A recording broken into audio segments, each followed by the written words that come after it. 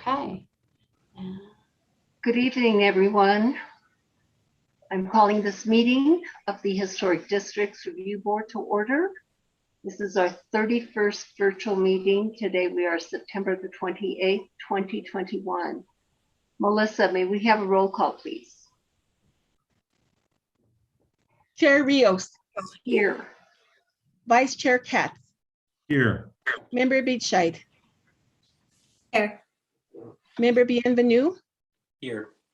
Member Guida. Here. Member Larson. Here. And Member Roybal.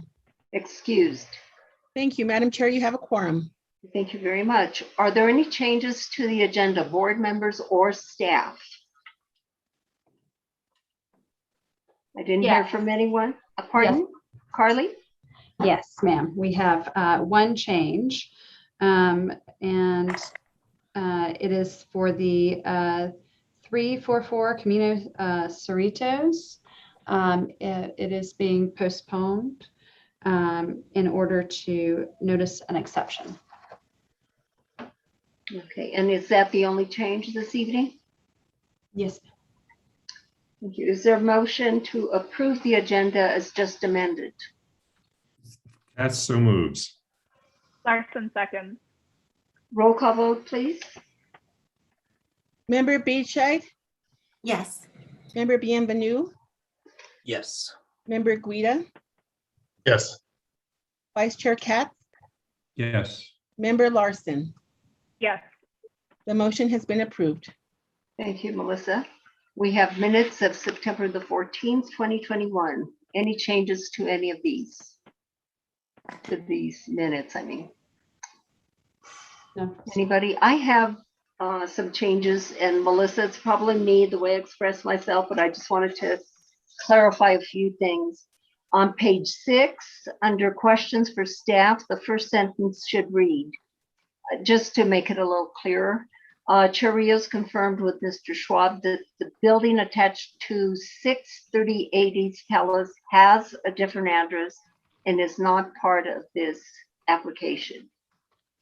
On page Okay. 8, second sentence from the top, Chair Rios explained that the board designated facade number 4 as primary. Therefore, if any addition is proposed next to facade 4, that addition should be 10 feet from that facade, or the applicant needs to file for an exception. Page 19, first sentence. Chair Rios said that that could be true, but she is being told by the assistant city attorney she can vote to create a tie, or she can abstain for voting. And then on page 23, under questions for staff, I asked for public visibility of the project. And Melissa, you have that Angela describes the visibility of the plan. I don't know if that's sufficient or if you needed to actually indicate what she described. So Okay. maybe you can hash that out with Angela. Okay, And thank you. that is all I have. If no one else has anything else, is there a motion to approve as just amended? That so moves.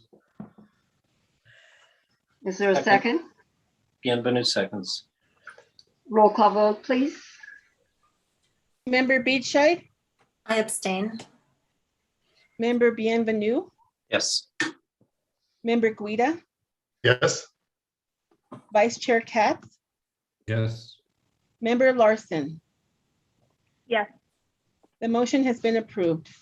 Thank you, Melissa. Under findings of fact and conclusions of law, we have 5 cases. Are there any changes to any of these? It appears that there are no changes. Or Frank, you have your hand up? Frank Rubali. No? Nada? No. Nothing. Okay, Katz is there a moves motion to to approve approve. these 5 findings and conclusions? Katz moves to approve all 5. Wait a second. And roll call vote, please. Member Beachside. I abstain. Member Bienvenue. Yes. Member Guida, Yes. Vice Chair Katz, Yes. Member Larson. Yes. The motion has been approved. Thank you very much. Next, we go to matters from the public. Let me see if we have any hands that are up. I see that Stephanie Benenato has her hand up, and there was another person that I see only an email for. So anyway, let's see. Stephanie, can you hear me? You are muted. Yes, Okay. you're unmuted. Okay, can you hear me now? Yes, ma'am. Okay, Stephanie Benenato, PO Box 1601, Santa Fe, New Mexico. I wanted to say thanks to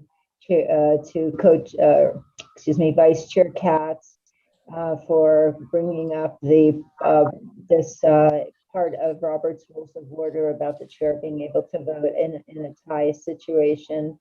There were other votes before this where I wish the chair had known about that and possibly would have considered voting to make a tie. But I'm glad that power is kind of out there. I also just want to say, when I think it talks about new or modern Santa Fe style, that really it means that other materials than adobe can be used to construct buildings that look like Santa Fe style, not that necessarily look really contemporary, with a few details that could be considered Santa Fe style. And then the third thing is that what used to be Garrett's Desert Inn, which is now El Sendero, I thought that, I know it has come before the board, but all the equipment, the mechanical equipment, the duct work is all extremely visible on the roof on Old Santa Fe Trail. So I would ask that perhaps somebody could go look into that, because I thought they did have to get board approval, and I thought given who the architect was, that they would have screened the material. Thank you. Thank you, Stephanie. We also have John Eddy, also known as Juan Eddy, I see. Yes, Mr. Eddy, do you have something to tell us this evening? Thank you. Yes, thank you, Madam Chair. I would echo the 3 points that were just made by Ms. Benenato and let that go. I had a question, and I'm sorry to take your time with this, but I have found it impossible to access the digital PDFs for the packets. Has anyone else experienced this difficulty going through the prime.gov? I'll take that as a no. You had no feedback from the public on this? Not that I've heard. Okay, all right. But John, perhaps if you call the city tomorrow, or call someone from city staff, or I can even help you. I can guide you through it. Well, I've done it many times before, and this is the first time I have not seen them on the agenda as attached, but I believe Ms. Piccirillo has her hand up. Maybe she has an answer for me. Yeah, because I think they changed, the format has changed. So Carly, did you have something to say? I do. If try clearing your cache, sometimes that has created some problems, and you can, depending on the browser you're using, just search how to do that, and then just refresh, and it may just, that may be the issue. If it's not, please give us a call.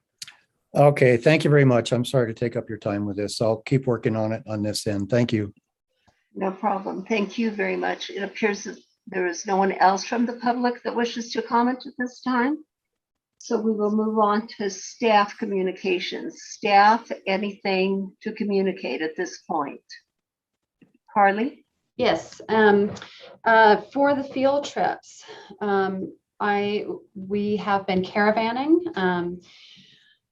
When we have a larger agenda, it's going to be very difficult for us to get to all of them, all of the sites. So I just wanted to make everyone aware.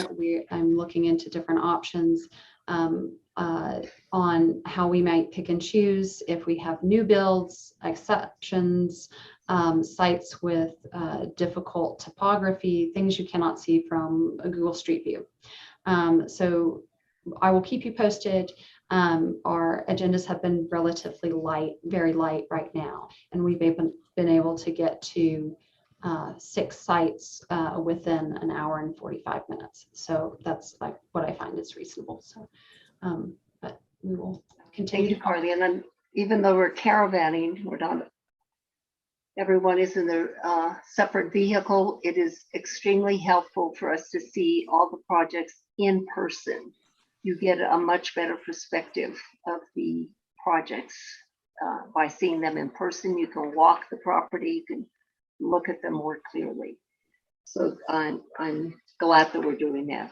We have nothing under old business, and we have now 5 cases under new business.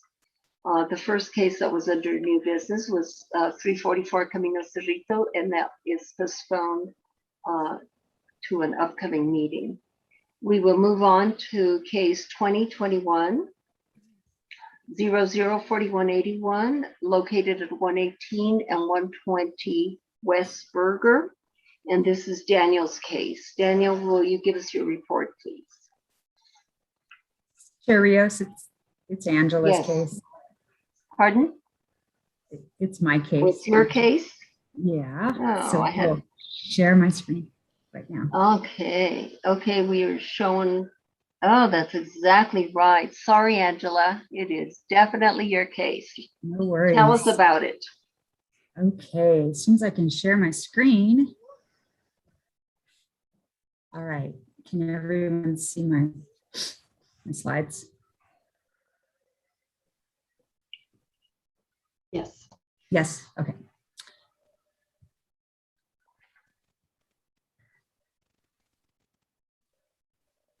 $118 and $120 West Berger is a combined 2-duplex nominal Pueblo Revival style structure in the Don Gaspar Historic District. This is the street view. This is the rear duplex. This is the front duplex. They are connected. There are 4 apartments arranged in the two duplexes, which were constructed 30 years apart. This original portion was constructed in the 1950s. And back to this picture, this was the 1980s duplex added.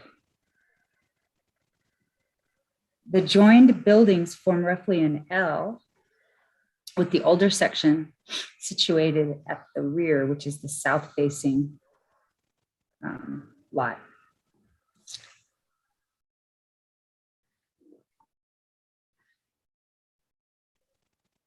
This is the original plat. Point out that the original orientation, it was built as the 2 duplexes are back here, and it had a central walkway, brick walkway, and it had a rounded driveway.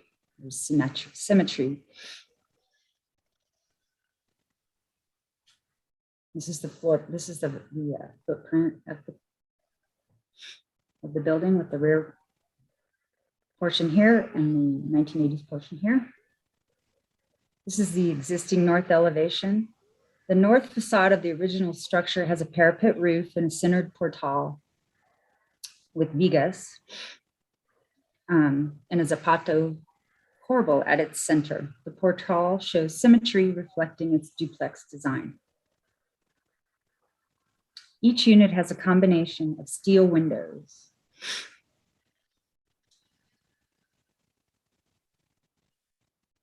I like to show pictures.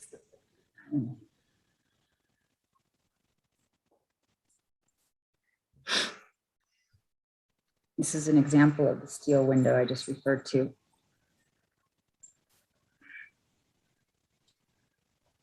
The front of the original duplex has 2 semi-permanent storm windows. The 1980s duplex is an unremarkable stuccoed structure with aluminum windows.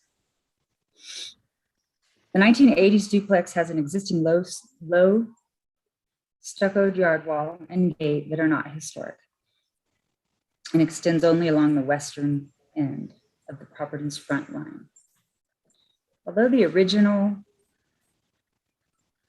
1950s duplex facing the street maintains its historic portal, windows, and doors, which is characteristic of the 1950s era, the 1980s duplex does not match its style. The addition's location in front of the original duplex further subjugates and obscures it. Based on the complete reconfiguration of the original lot and the large addition, the combined 4-apartment complex has lost its historic integrity. Staff recommends designating the house non-contributing per 14-5.2C, regulation of significant and contributing structures in the historic districts. And that concludes my report. Thank you, Angela. So of course, board members, as Angela stated, this is for a historic status review and also to designate primary facades. If you find that the building, the 1950s portion of the building is historic, it still, as she indicated, it still maintains its historical portal and windows and doors, and it can be seen from the street. The building in front, of course, is from the 80s.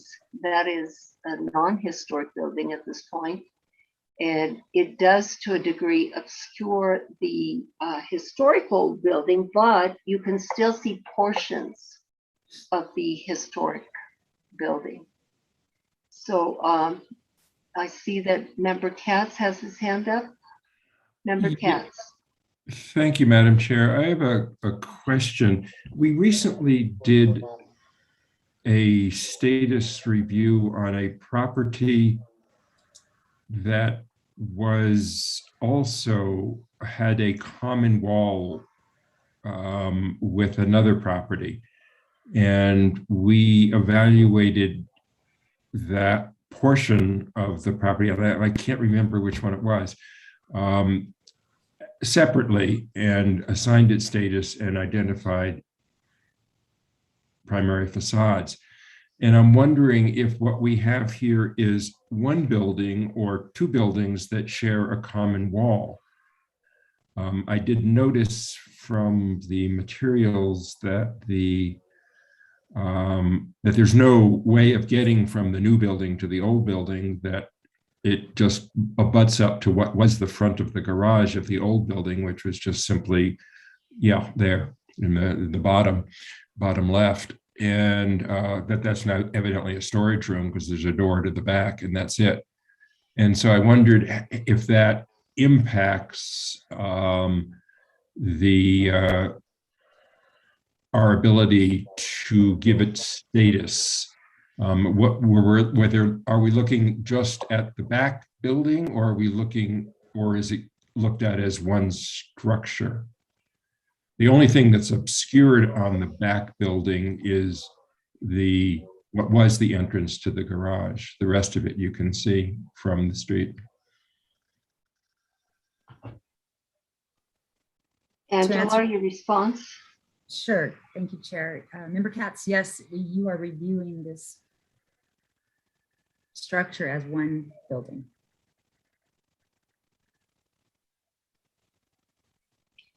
Okay, thank you. That's all I have. Appreciate it. If I might say something in reference to this question, is that in the past, you can indicate portions of the building that are historic and portions that are non-historic, if they're attached. Any other questions at this time, board members, for Angela? Any other hands that are up? I don't believe there are any. Oh, let me see. Carly, you have your hand up? Just one point of clarification too. You mentioned that there are certain features or certain facades that could be designated, but it can be narrowed down to the specific character defining feature as well, and has been in the past. Thank you. I think would be appropriate now to swear in the applicant.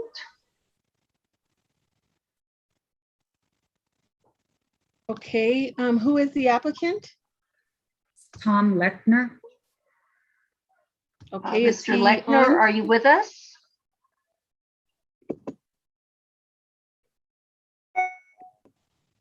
Unmute. This is John Pound and Tom Lechner. Can you hear us? Yes, and I will go ahead and swear in. Are both of you going to be speaking?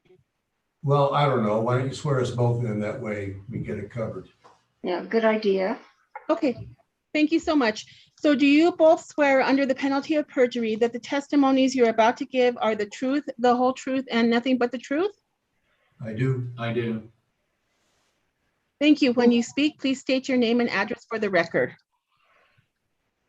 Thank you. I don't know who's going to speak first, but I will just say Mr. Pound is the owner of the property, I believe, and Mr. Lechner is the architect, if I am. That's if right, I'm Madam Chair. That's right, Madam Chair. I guess I was anticipating that Mr. Lechner would do most of the speaking because he's an architect and I'm not. But I'd be happy to answer any questions anybody has for me. Okay. Mr. Lechner, did you have anything further to tell us in reference to what was presented to us by Angela in her report? No additional information. And okay, and you agree with her recommendations that this property should be non-contributing? I agree to that. Yes. Thank you. I will open it for questions from the board. Board members, do you have questions for either Mr. Pound or Mr. Lechner?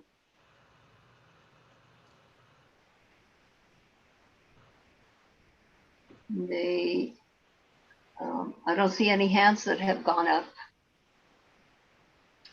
So evidently they don't have any questions at this point. With that being said, I will open it up for public comment. Anyone from the public wishing to comment? We have Stephanie Beninato. Would you swear her in, please? Yes. Do you swear under the penalty of perjury that the testimony you're about to give is the truth, the whole truth, and nothing but the truth? Yes, I do. Thank you. Please state your name and address for the record. Stephanie Beninato, PO Box 16001, Santa Fe, New Mexico, 87504. Thank you. Thank you. I hope that you will consider making the back part of the structure contributing, even though it is one building. I think that you have done this before. I thought there, what Plaza Fatima, that something like this came up, and that you were able to look at the older structure as a separate sort of designation. And I don't think there's a whole lot of 1950s buildings that have been preserved in such a way. And it is, again, visible from the street. And I think that facade in particular is worthy of preservation. Thank you. Thank you, Stephanie. I don't see anyone else from the public wishing to comment. By the way, Mr. Pound and also Mr. Lechner, neither one of them stated their addresses. So if you could do that at this time for the record. Okay, this is John Pound. My home address is 2302 Calle Halcon, 87505. Thank you. And Mr. Lechner? My address is 24 Vista de Luna, Santa Fe, New Mexico, 87508. Thank you. We have Member Larson that wishes to speak at this time. Yes, Member Larson. Thank you. Yeah, I would advocate for us to consider making the 1950s structure contributing. I think it has a great deal of integrity. I think that just because there's an 80s addition to the property that slightly obscures the view of the historic building. I think there is just an undeniable amount of original material, contributing features. So I think it makes a strong case for it to be contributing to the district. And Member Larson, in your view, which facades would be primary? I would probably just designate the,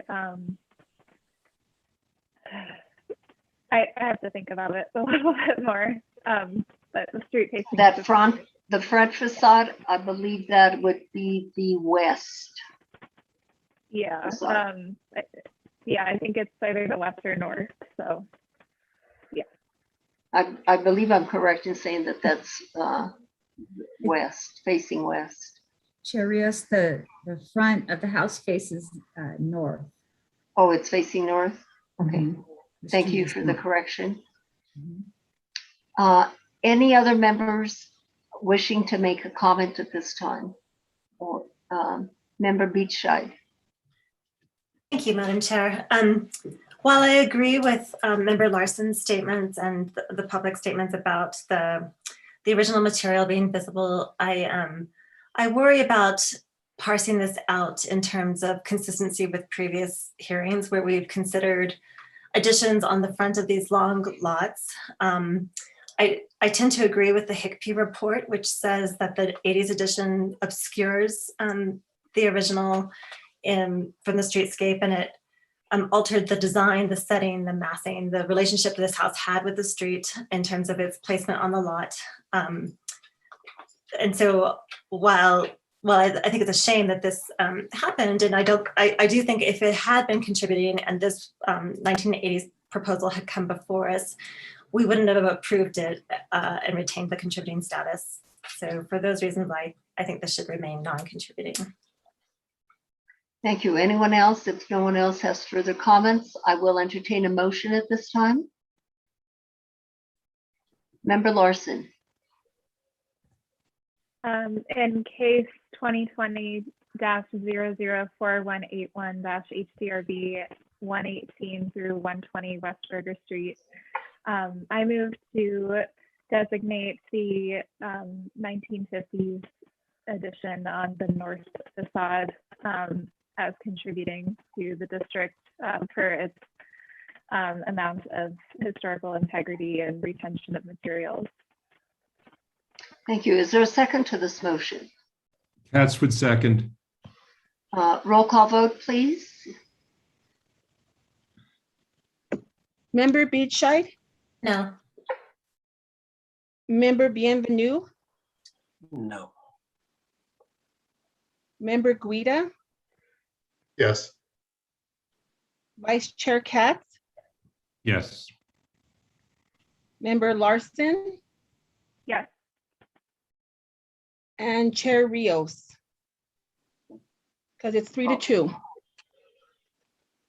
Yes. Thank you. The motion has been approved. Thank you very much. Thank you, Mr. Pound, and thank you, Mr. Lechner. We move on to the next case, which is located at 213 Delgado Street. This is case 2021-004178. And this is Angela's case. And Angela, may we hear your report, please? Yes, thank you, Chair.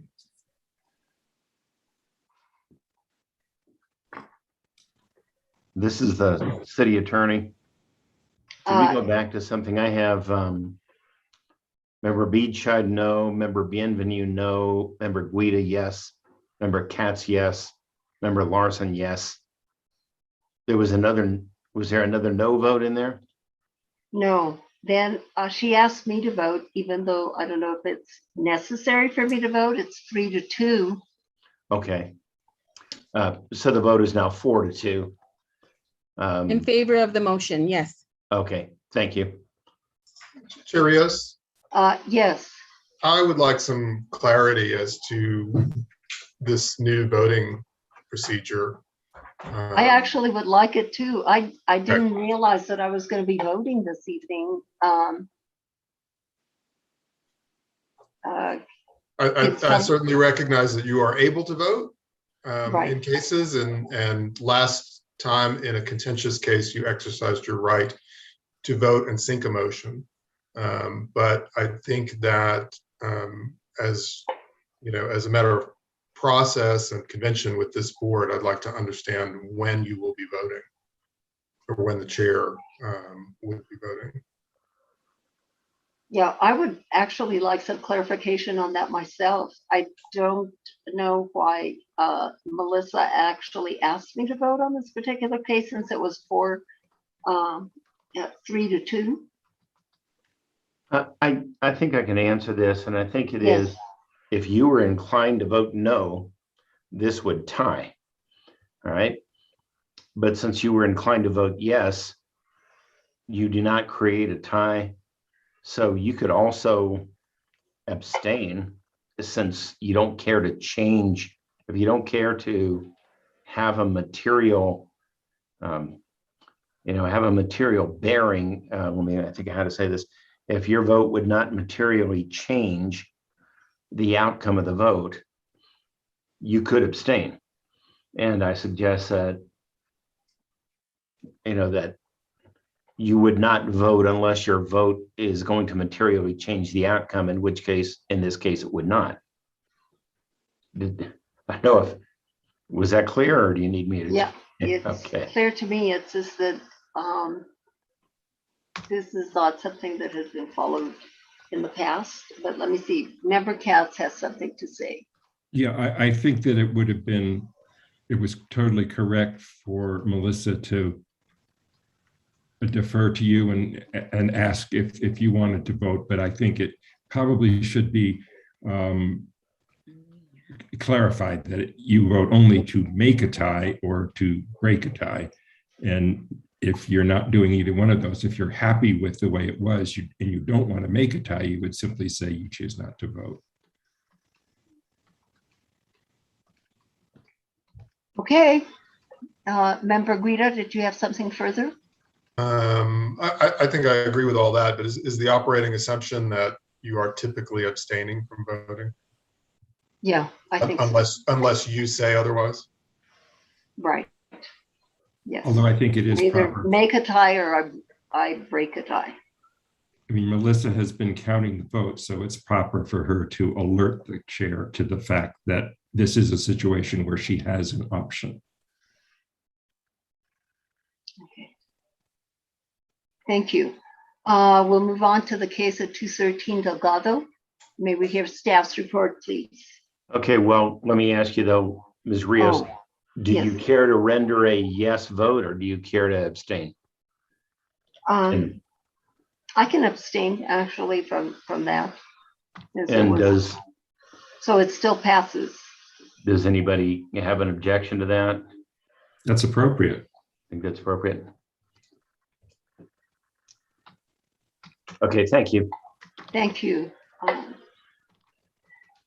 Chair Rios, if I may ask for a restatement of the motion in terms of what was decided with respect to the historic status of this building. Okay, there were 2 no's on that, and that was members Benvenue and Eastside, and member Katz, Guida, and Larson voted yes. So is the building considered, did the board just vote to designate the building contributing? The 1950s portion of the building, as I understood, the member Larson can correct me on that if I'm incorrect. That's correct. With that north facade being a primary facade. Thank you. Okay. Okay. Now we will move on to 213 Delgado. May we have that report, please? Yes.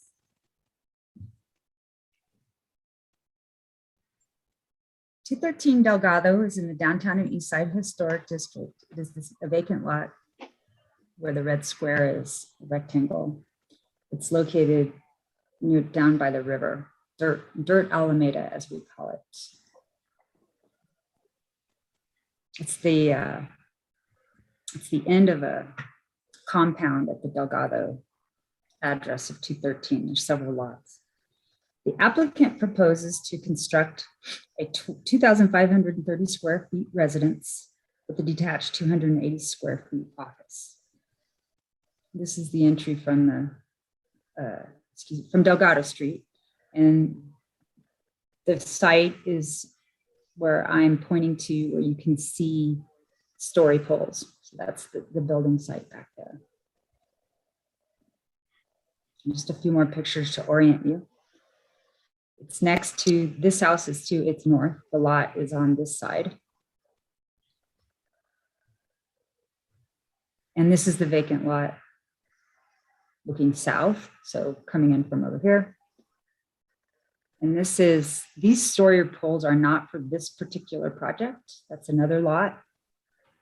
We're looking at this lot right here, and I have pictures of those story poles as part of this presentation as well. The house's design is recent Santa Fe style and incorporates elements of Spanish Pueblo revival style through its massing, materials, colors, and wall-dominated facades.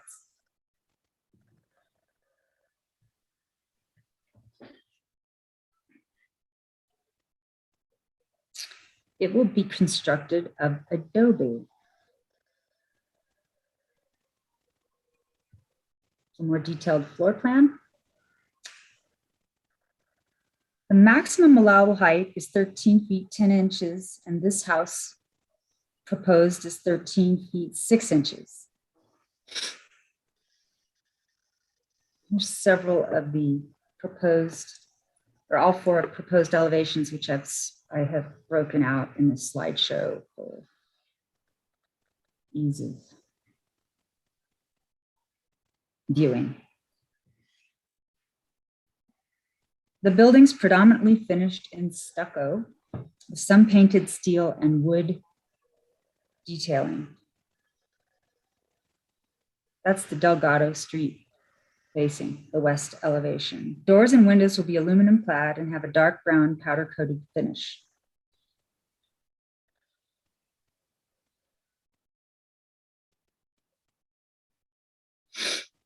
South and east elevation windows will have divided lights. The north and east facades are not publicly visible. Windows closer than 3 feet of a corner are not publicly visible. Canales will be stained blackjack, and the new building will have minimal public visibility. El Rey, stucco, buckskin color, and no new yard walls are proposed. We'll go back to the elevations. That's the rear, which is the east side, east elevation. This is the northern elevation, which is facing the existing house adjacent.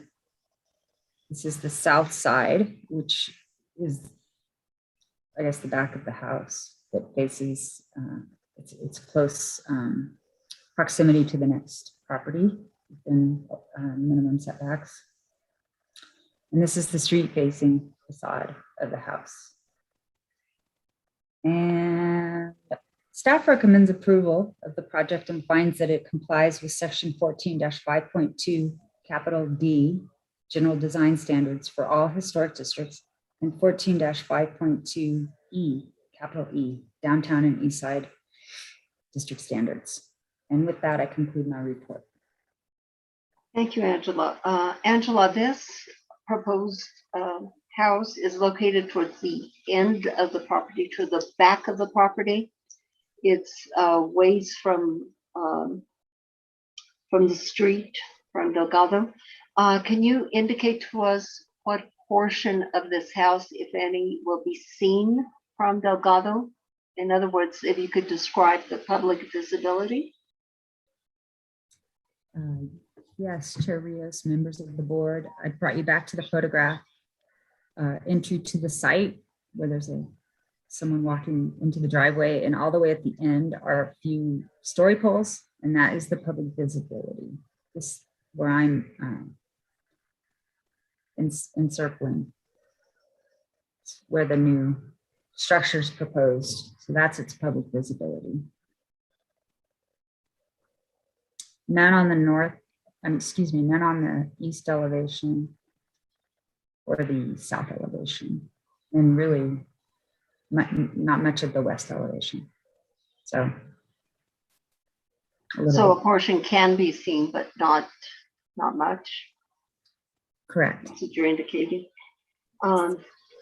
Did I hear you say that the construction will be of adobe? Yes, Chair. Oh, okay.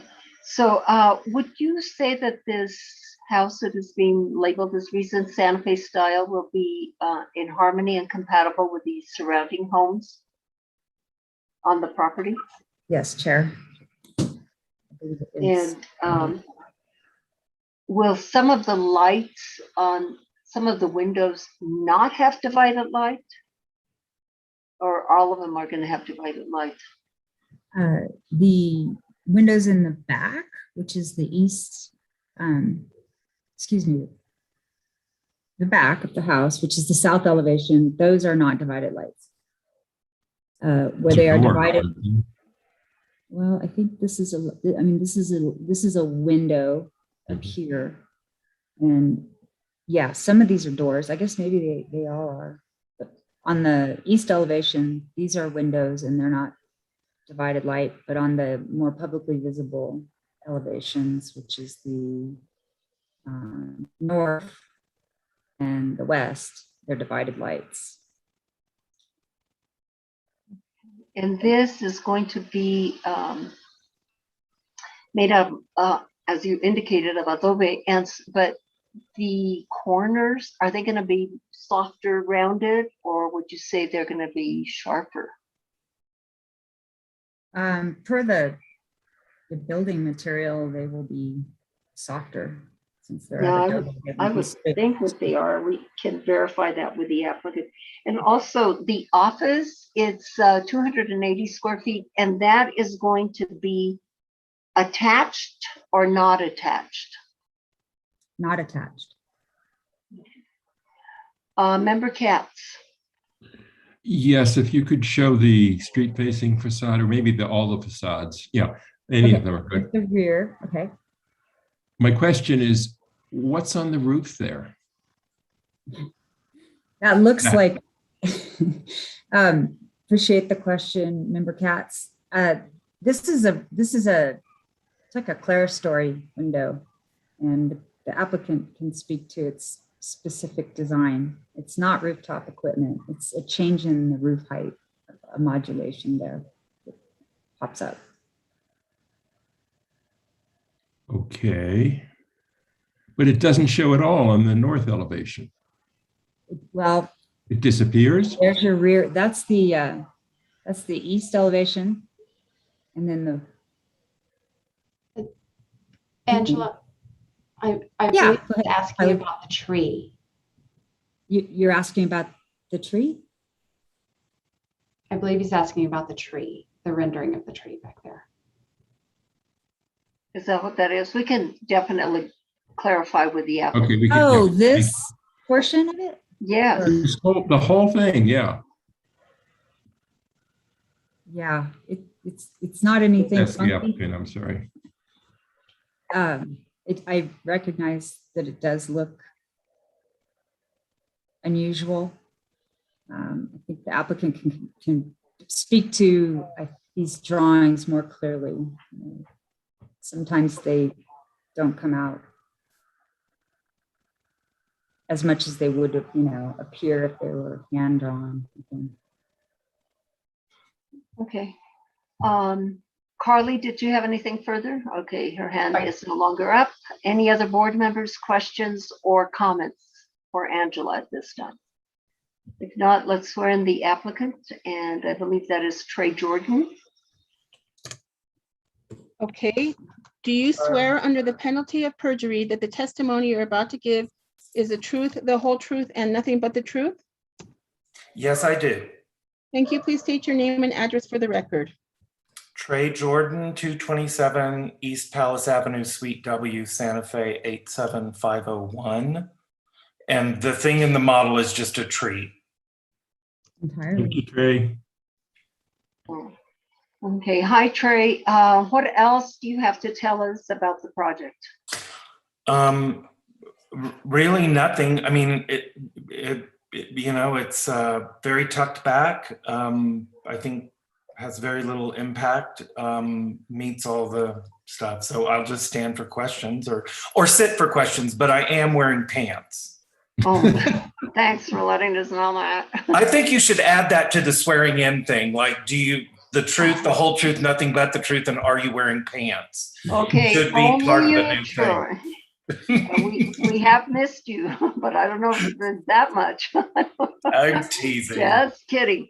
So, and this house is going to be at 13.6 and is allowable 13.10, I believe. And actually, that's erroneous. And I bet some of you have picked up on this. There's actually a tiny portion over the front door that we changed at the last moment that actually does go to 13.10. We're not asking for a variance. We're not asking to exceed, but the entry was modified. And in fact, it's accurately labeled now as 13.10. And I apologize, that's really my fault. But the little entry, the entry mass got modified slightly, and we shifted that by 4 inches. So that's kind of my fault. It's not Angela's or anyone else's. But no, it's 13.10 is the allowable, and we just want to make that one little entry piece slightly a little more dominant. So Trey, just as a matter of curiosity, had you ever worked with Adobe construction? Oh yeah, of course. Yeah. Honey, I've won awards for historic preservation I lived in a double adobe on West San Francisco that was from 1880 that had been condemned. And I did it by hand. So Bonnie Armijo's gonna build this, by the way. Oh, I was just curious to know, to find out if you had done it. So are the corners gonna be rounded? They are gonna be round. My clients own the building at 211, and that's where they currently live. That's maybe gonna sort of become their guest house is the idea. So there's actually an opening between the two properties. They're granting themselves a 0 lot line. That's how this whole thing is kind of working. The property at 211 is a contributing structure with a primary facade that can't be touched. So they can't do anything there anyway. So to grant themselves a 0 lot line is a no-brainer. But we're essentially going to match the lines of that home that you see on the screen now that Angela's showing. Okay, let me see. Member Benvenue. Thank you, Madam Chair. Just a follow-up then for the applicant, Mr. Jordan, are you saying that the radius of the corners is going to be similar to the house next door? Correct. Okay. And then that entry feature, it looks like it has straight lines up, whereas the rest of what I'm looking at on the street view is kind of battered parapets. Is that deliberate to make that stand out? I don't think so. Angela, can you pull that elevation up so I can see what he's referring to? But the windows are fairly crisp. I mean, those are going to be, narrow style steel windows. But no, it will be the same that was the last minute change. I apologize. The radiuses will all be identical. Okay, and so it will be battered up on the parapet, so to speak. Yes, to match the existing home at 211. Okay, and then where the application mentions painted steel elements, where are they? It's all the doors and windows. I mean, when you have aluminum clad windows, that's painted metal. I mean, so that's I understand. Okay, thank you very much. That's all I have. Member Larson. Thanks. My only question is if you have determined the texture finish of the stucco. Is it going to be sand or like a trowel? Are you sure on that yet? So I cannot believe you brought that up, and that's fantastic. So I had to take my color chart to go to see the building on West San Francisco that's Il Vicino, that was recently redone. And I think it's like it's a hard trout finish. It's not a float finish. And that's what we want. So whatever they did at Il Vicino is what we're going to do. And it's going to be that color, which is buckskin. Okay, I know what building you're talking about. Thank you. Any other questions for the applicant, board members? It appears not. I will go to the public. Any members from the public wishing to comment? Stephanie Beninato, you've already been sworn in. What do you have to tell us? Stephanie Beninato, PO Box 1601, Santa Fe, New Mexico. I think your question, Chair, wasn't really answered. And I think what you're going to see from the street is that entryway. And to me, the entryway that is facing Delgado right there, it looks very commercial to me.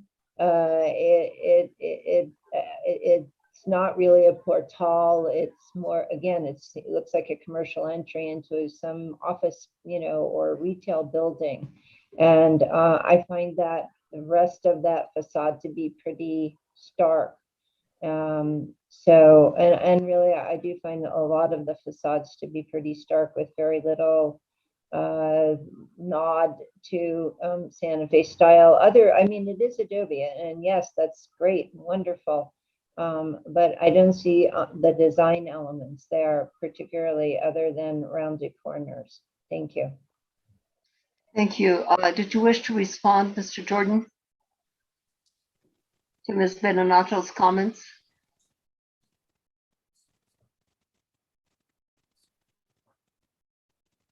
No, Right. I don't.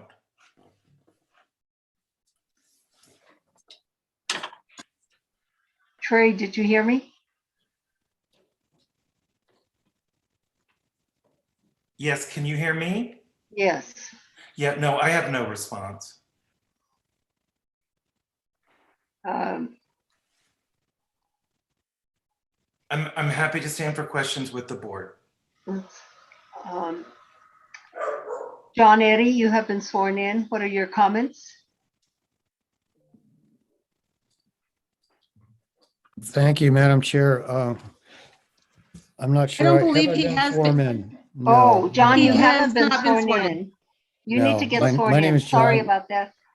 Okay, do you swear under the penalty of perjury that the testimony you're about to give is the truth, the whole truth, and nothing but the truth? I do. Please state your name and address for the record. My name is John Eddy. My address is 227 East Palace Avenue, Suite D, 87501. I'd like to say a quick hello to my neighbor at 227 East. I did have a question about the facade as well, street facing, and I'd like to know if the windows that are to the side of the entryway fit the setback requirements of the code. Chair Rios, I can respond that it met the terms of the preliminary zoning review, which was required for this case to be heard tonight. Maybe I should ask. Angela, would you repeat that? With respect to that question, the applicant was provided review by the preliminary zoning, so he has that preliminary review that it meets those standards. Madam Chair, may I clarify for myself? Isn't there generally a 3-foot setback from a 90-degree corner on a building? And I'm happy to be corrected on this. I don't want to be misleading anyone. Chair Rios, that is not within the purview of this board. That is a zoning issue that was presumably addressed in the applicant's review process with another department in our city. Madam Chair, Okay. just to clarify a little bit about the question. Yes, the underlying zoning requirements would have had to be met before coming to the Historic Division. I think Mr. Eddy's question is about the 3-foot rule from corners for openings and windows. That pertains to publicly visible facades for recent Santa Fe style. That is correct. Yes, yes, that is correct. So is that a situation where you have a corner and the windows are closer to the corner than 3 feet? Oh, pardon my misunderstanding of that. So you're asking about whether there's a 3 feet from on this western facade, the two, can you be specific, please? Yeah, Yes. if the applicant Corners. Which corners? We are looking at the Delgado Street facing.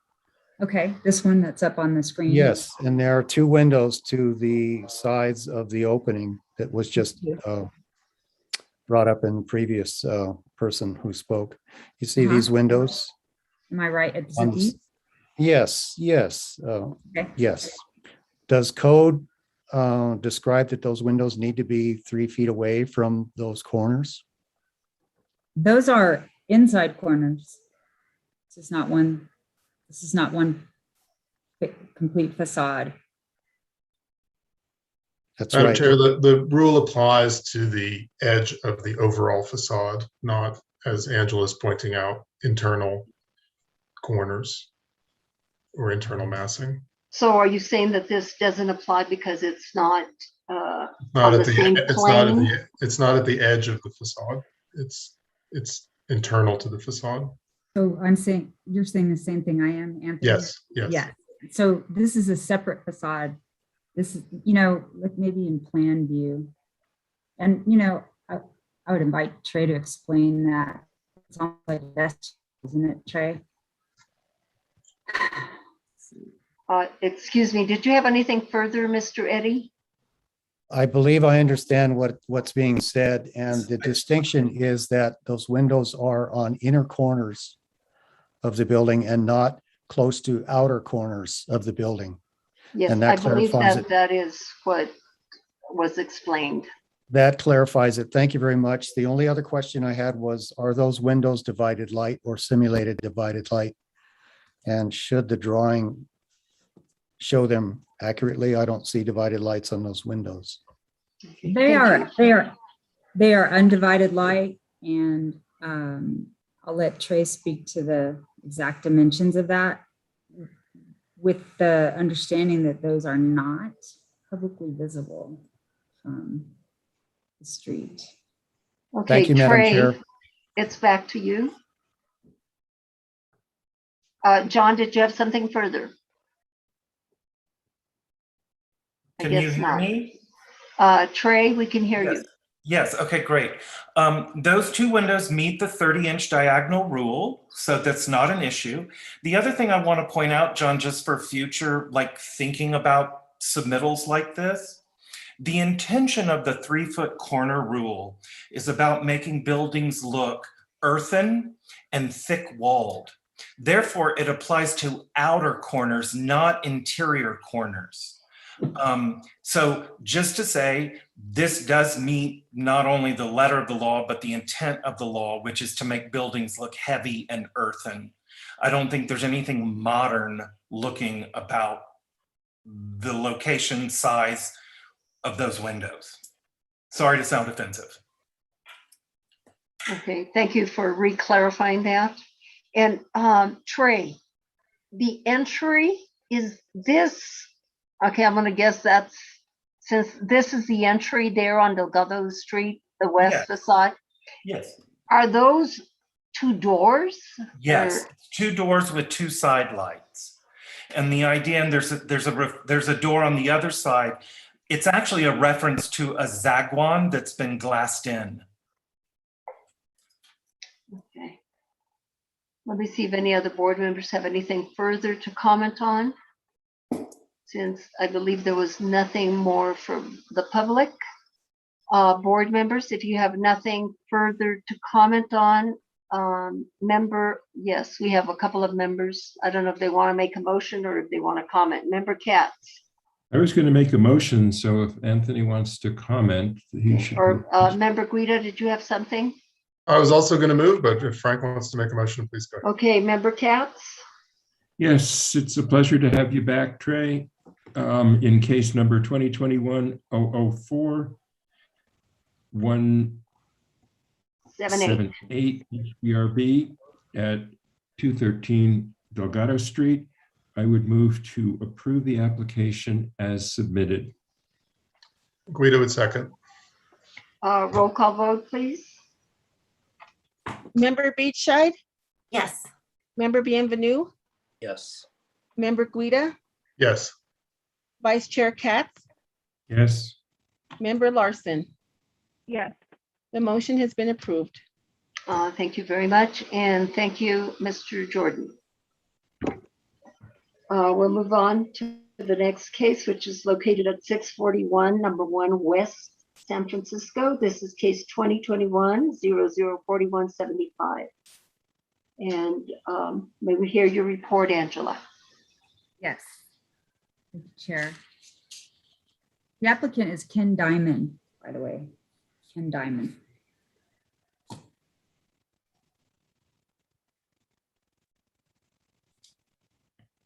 Okay.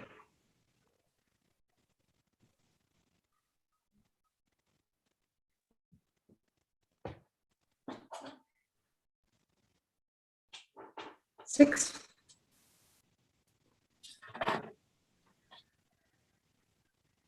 641 West San Francisco Street is in the Westside Guadalupe Historic District, and it's non-contributing.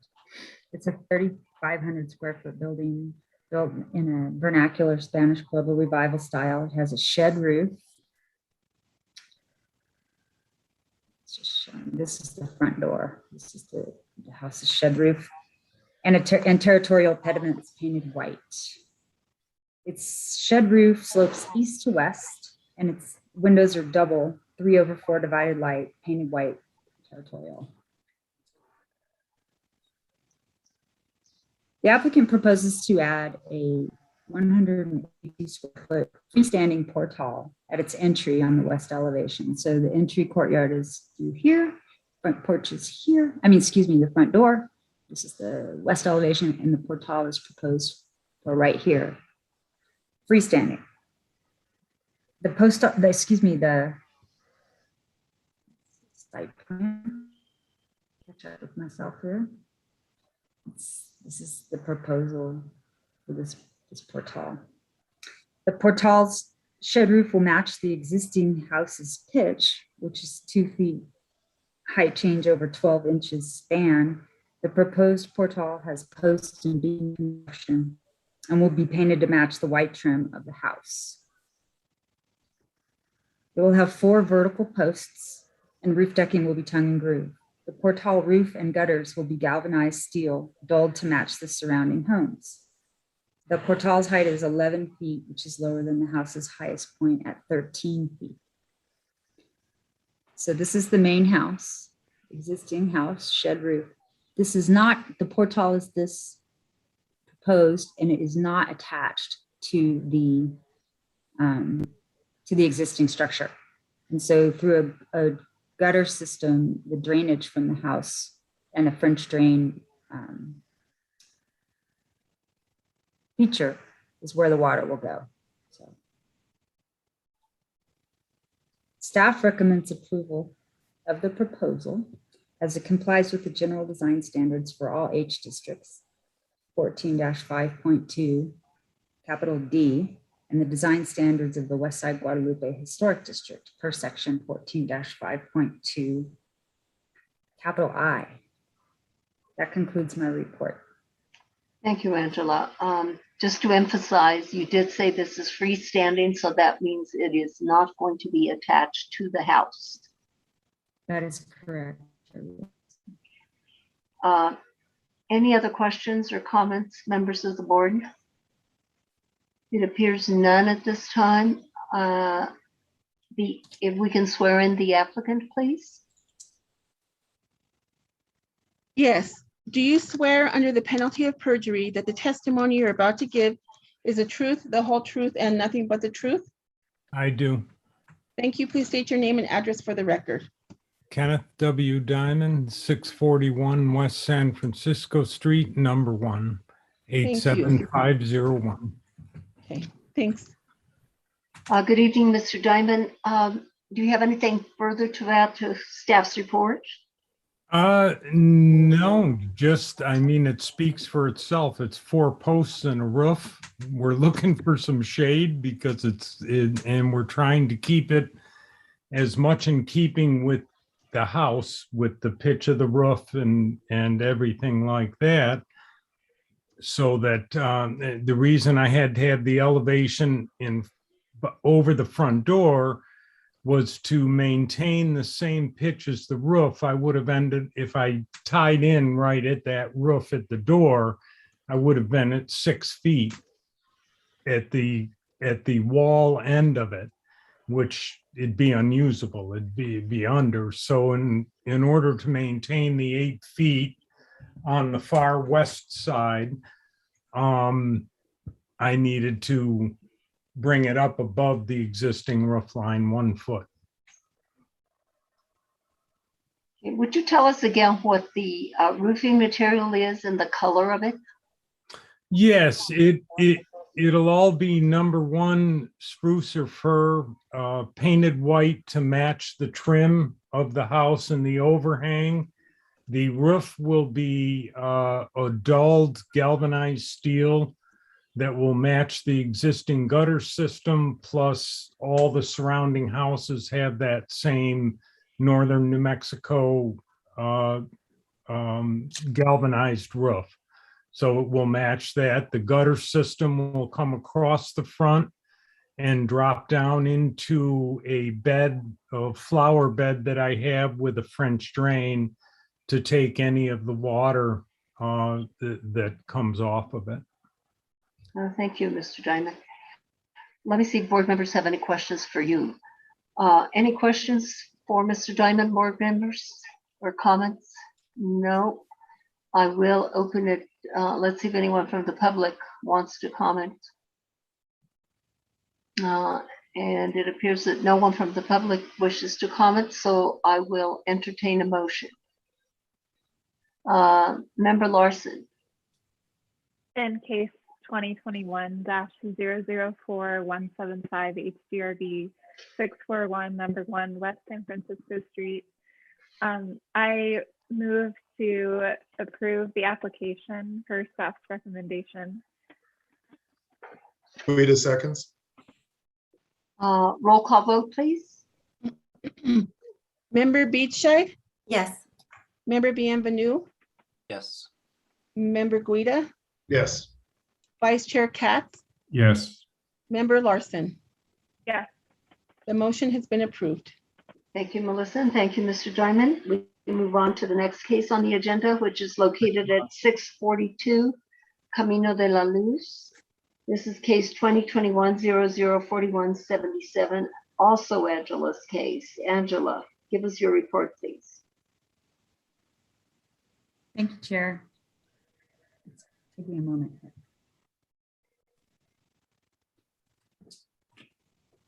This is the aerial view of this property at 642 Camino de la Luz is down here. And is that right? Yes. And this, That's Mina Copper. excuse me. Anyway, this is the house up here. This road goes to, I can't see why it doesn't. Oh, it's because of the sepia toned square. I'm not sure why it does that. I'm still learning. This is Camino de la Luz. This is de la Cruz. Okay, so it's at the top of this hill. This is the entrance view Camino de la Luz, and it's up here. And this is showing the top of the house. This is the north elevation, and this is where the patio is proposed. This is the site plan. This is the proposed portal addition right here at the end. I marked that in red on this. So 642 Camino de la Luz is a 4,177 square foot non-contributing building to the downtown Eastside Historic as it was built in 2000. It was added on to in 2010. The applicant proposes to add a 410 square foot portal at the northwest end of the house.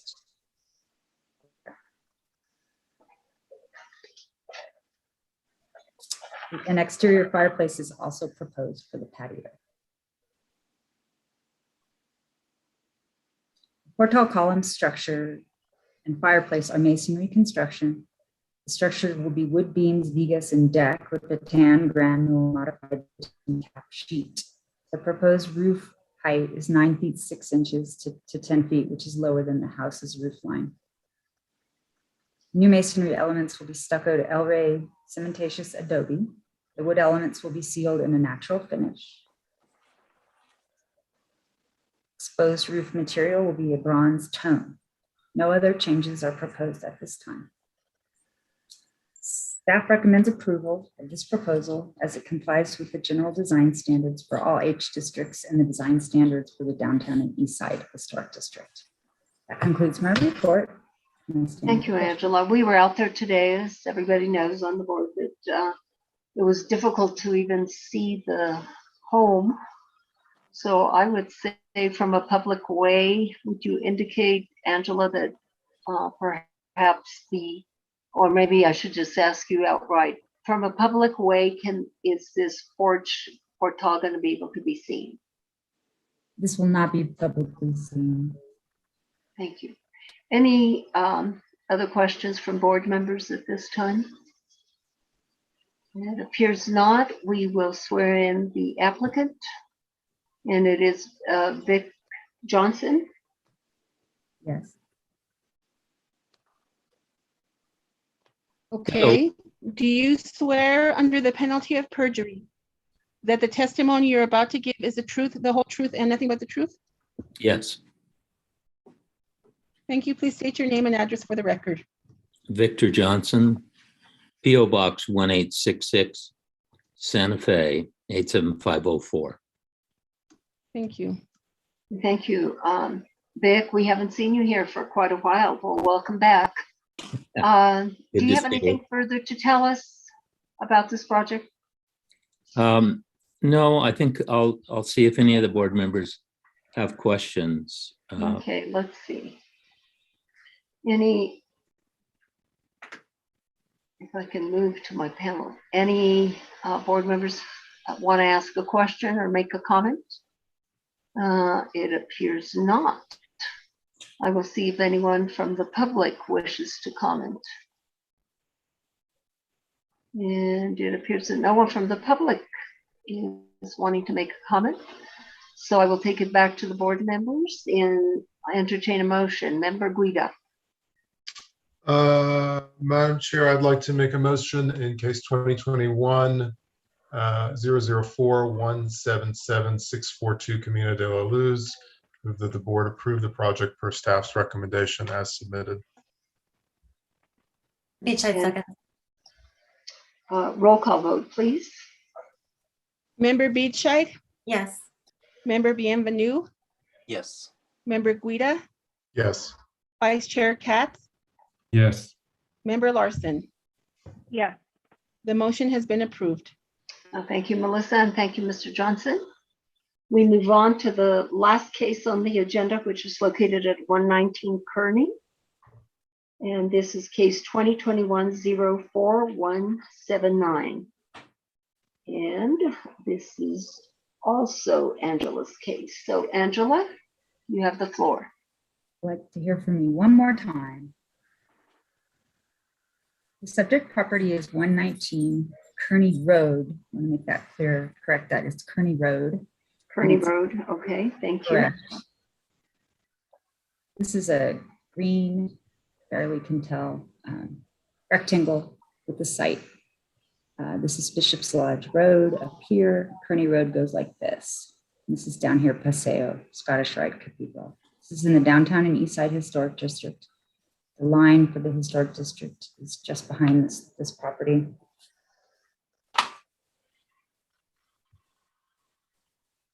"119 Kearney Street is a 1,297 square foot building, which is contributing to the downtown and Eastside Historic District.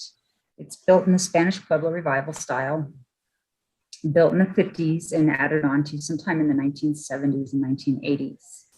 The board reviewed its historic status earlier this year and found it contributing, designating the east, south, and west facades primary." I brought the facade diagram from that meeting back into this case. This is Kearney. The front is number 1 and number 2 comprises the front. Number 3 is the east facade, which is considered primary. This is excluded. This is the rear deck, which is, I think it's facade 6 and 5 are not primary. The west facade is number 6. It was established as primary, excluding this portion of the rear addition. The house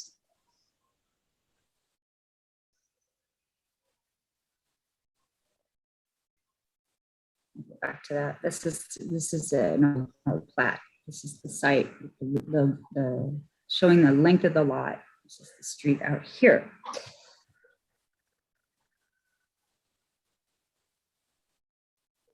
This is the footprint of the existing house.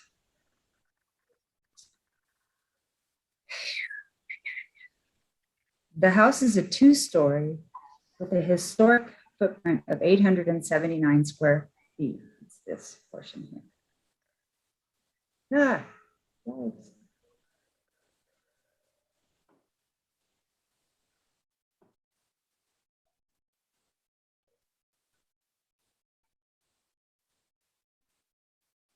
An enclosed 146 square foot porch and a 272 square foot deck were added in the 80s, which brought the house's existing total square footage to 1,297. Let me show you. This is the footprint of the upper, which this is the historic footprint. This is the addition. And this is the lower floor. Same with the footprint, and then this is the addition in the back, under which is this is a deck right here. So this is the existing upper floor plan. This is the proposed upper floor plan.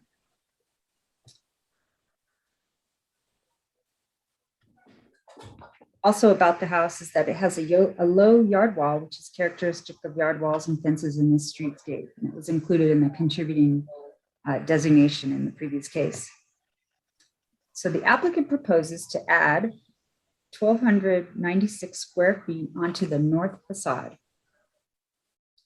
This is the north facade.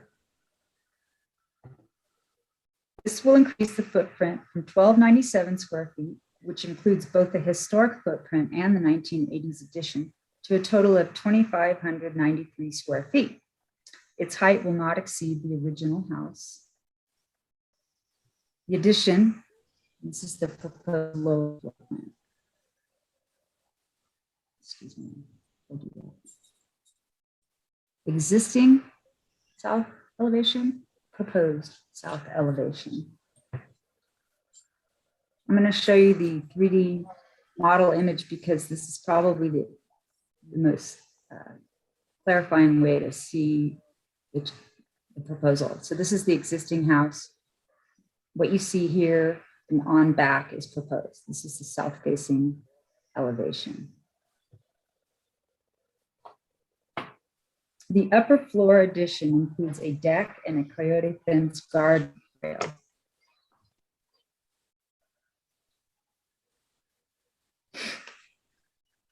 The two additions are offset from each other to break up the massing of the house. The addition is set back from the original home and the new entry via a plaza between the original house and the addition. Just stay with me here. So existing deck, existing historical house, no deck. This is where the addition begins. Here's a simulator, the 3D of that. So this is proposed new entrance through this hallway. As I said, the addition is set back from the original home, and the new entry is via a plaza between the original house and the addition. The addition is 6 inches shorter than the existing structure's height. The style is Spanish Pueblo Revival. The windows will be metal clad wood, simulated divided light, and the trim color will be blue Danube. This is the rear of the house. Existing north elevation, the proposed north elevation. The roof will be blue corrugated metal on the addition. Entire structure will be recoated in cementitious El Rey, Sahara. The applicant requests an exception to add more than 50% of the house's historic footprint. The applicant, here's another rendering of the proposed addition. And it's also proposed, this is from the northeast, this is from the northwest, so this is the west facade portion. And these are the elevations showing the existing west elevation, front of the street, through the house, historic portion, addition, and then proposed addition.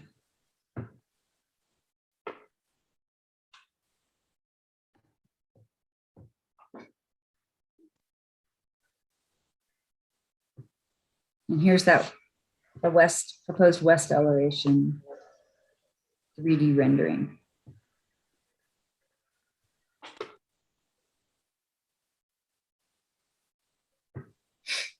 The applicant proposes to add a new masonry stucco face wall, 4 feet 8 inches tall. I'll go back up to this portion on the south facade,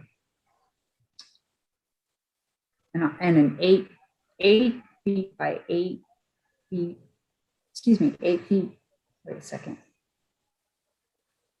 Yeah, 8 feet 8 inches gate, height, and with the gate, with the sconce, which is not on this. The new yard wall is proposed to connect to the east primary facade. And I want to amend my staff report as I present this to say that the exception is not required for connecting to the east primary facade. Excuse me. Lots of electronic beeping going on. The new yard wall is this and this gate, and there's not an exception required per my staff report in front of you that would be necessary to add on to a primary facade. Under the portal, it will be painted marble white, stove, and a new low garden wall in the rear of the house on the north elevation is proposed. And the applicant prepares to repair a window on the east facade to just refit the glass and refurbish the sash. I believe it's this one or one behind this. And once the applicant wants to rebuild steps, the entry steps, which are not contributing on this, the front elevation of the existing house. So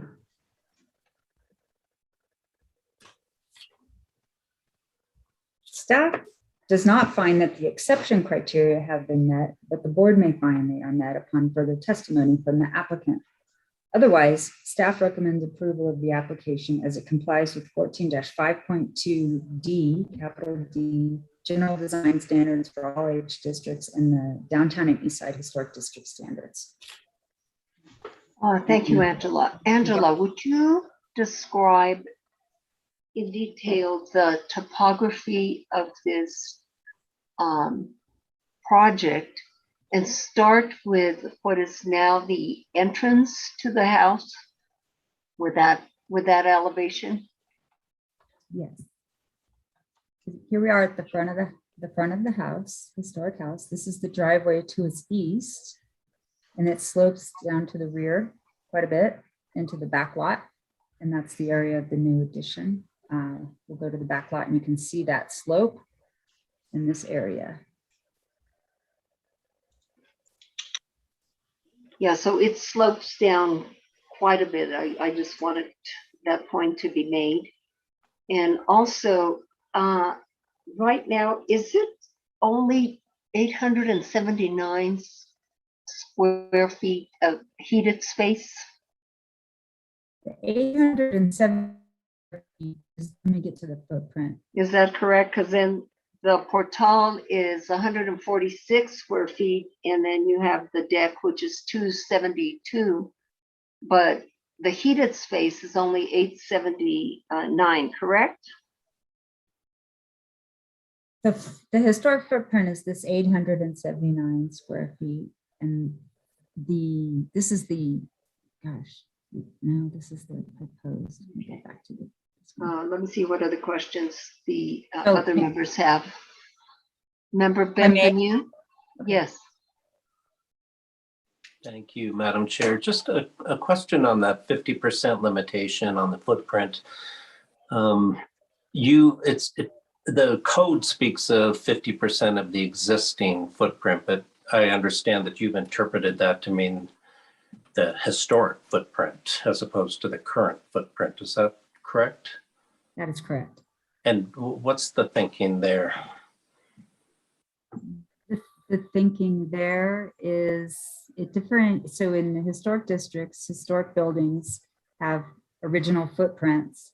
And if it's two-story, the historic footprint is just the footprint. It's not the total square footage.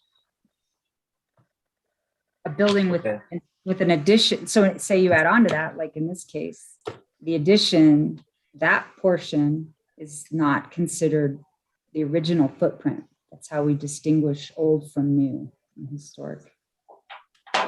Okay, but the code does, when it refers to the 30% or 50% rather, does refer to the existing footprint, not the historic footprint. So that would imply to me, just as a matter of English interpretation, whatever is there now, or at the very least when it was designated, contributing, but you're interpreting it differently.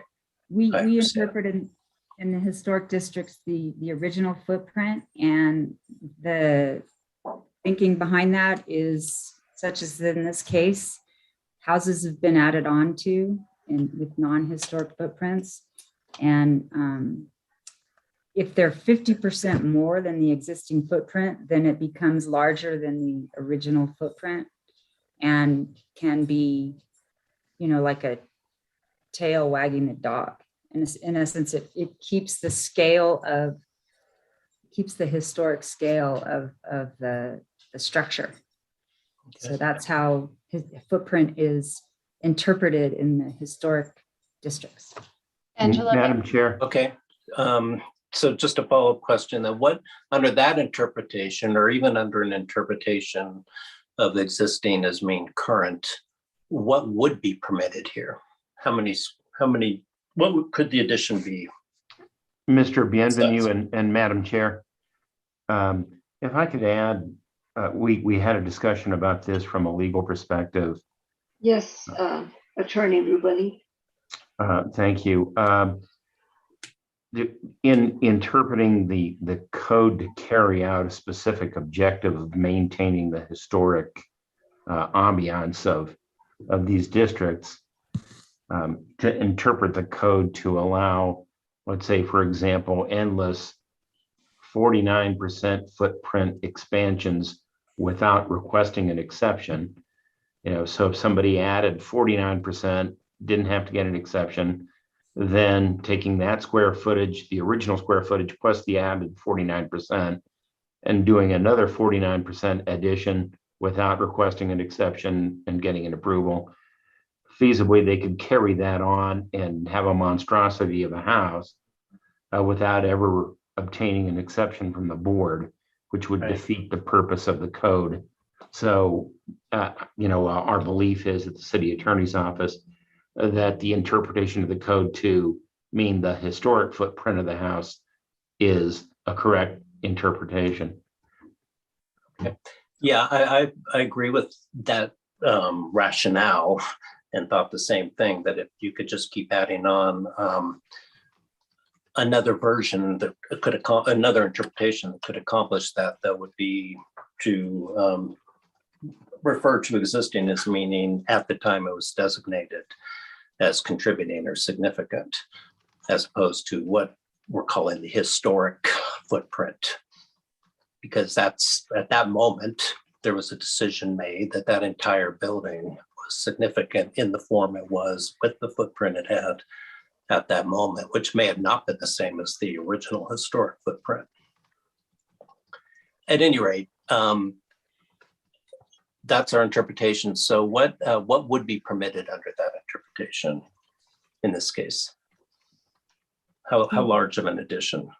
In this case, member bienvenue, this is the upper floor, which is actually the street level, right? It's the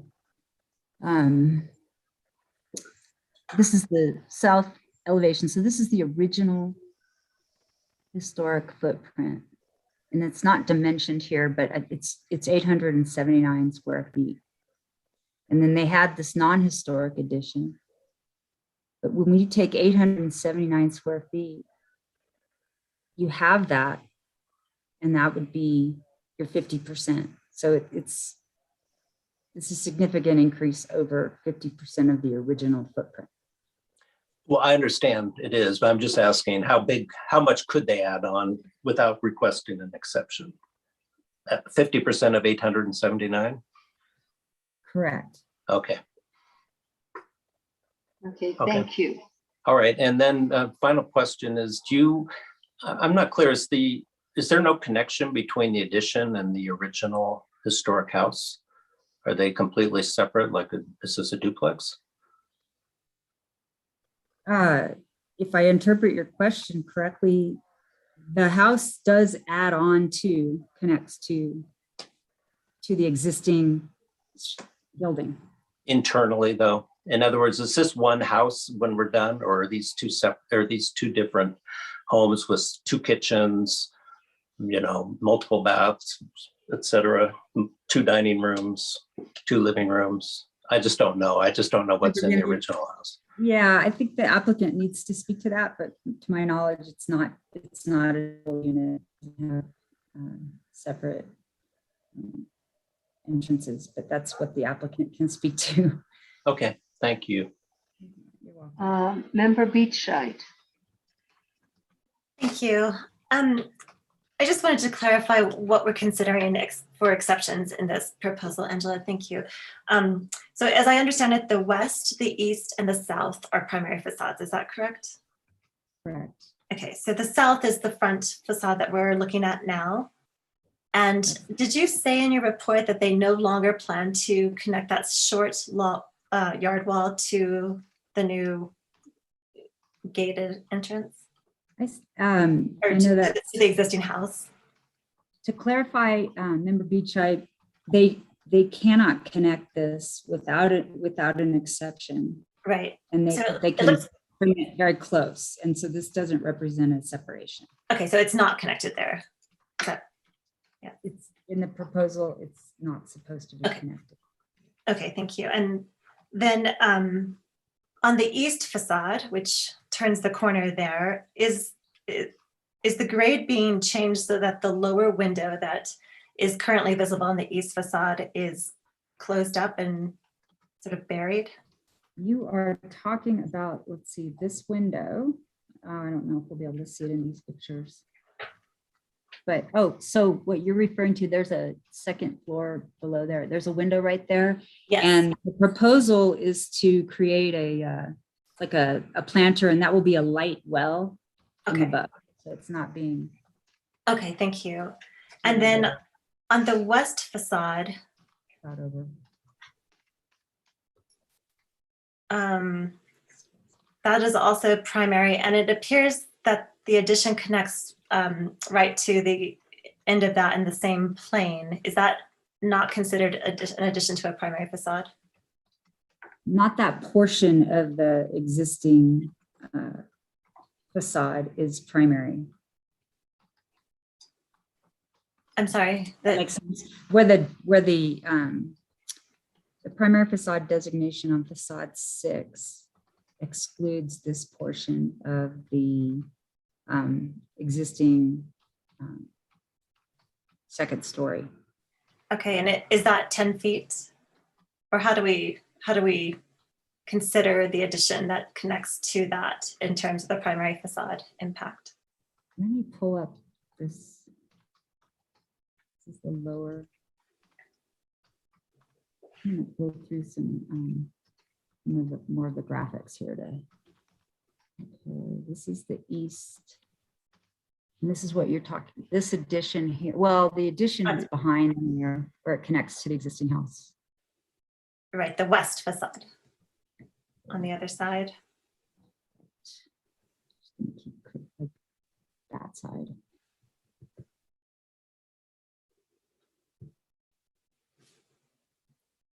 So this is the existing. Right. Mm-hmm.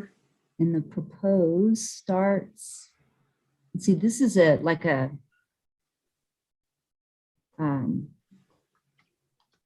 hallway, I think. I know Carly talked about this, and I invite her to maybe explain this in more clear terms than I can. Sure. Thank you, Angela, members of the board. Angela, that's a good, the proposed west elevations. It's good to see that, so that you can see that existing shed roof structure there. Mm-hmm. That's being maintained. So if you go up to the upper plans, you'll be able to see how when you turn the corner. So Angela, do you mind going up to the proposed upper plan? 2 plans.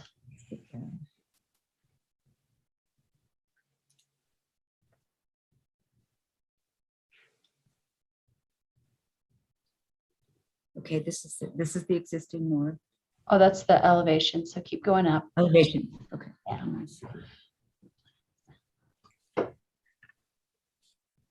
It's tricky. It is. So you want to see the plans there. You're almost there. The lower existing. So you want to see the existing upper. Mm-hmm. So you're... Sorry. There we go. Perfect. This is existing upper. Yeah. Okay. So you see on the bottom there, that there's the wall where the countertops are, that turns the corner. So the new walls are in that dark gray. And you can see, and I think it's around 10 or 12 feet. It's definitely 10. I checked it earlier today just to verify. But it's stepping back into kind of this little hallway structure that allows that's kind of creating this narrow passageway that allows these setbacks to happen, so that they're not within that 10 feet of the primary.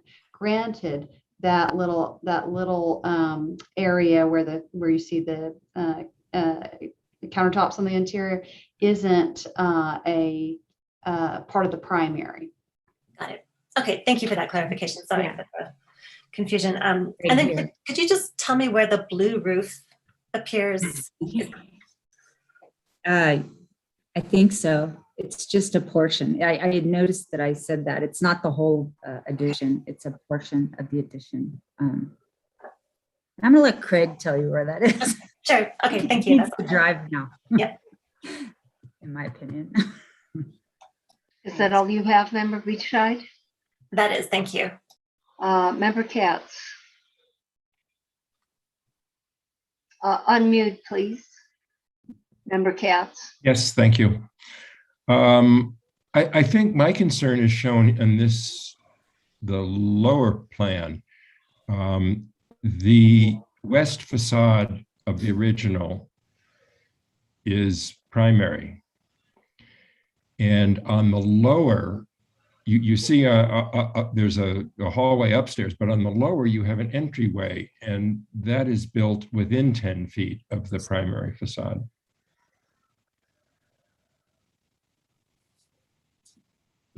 Harley, if you can unmute. I believe that's a recessed area. It is recessed. Yes. Yes, it's recessed. Yeah. But it's within 10 feet. It doesn't make any difference whether it's recessed. It's within 10 feet of the primary facade. How so?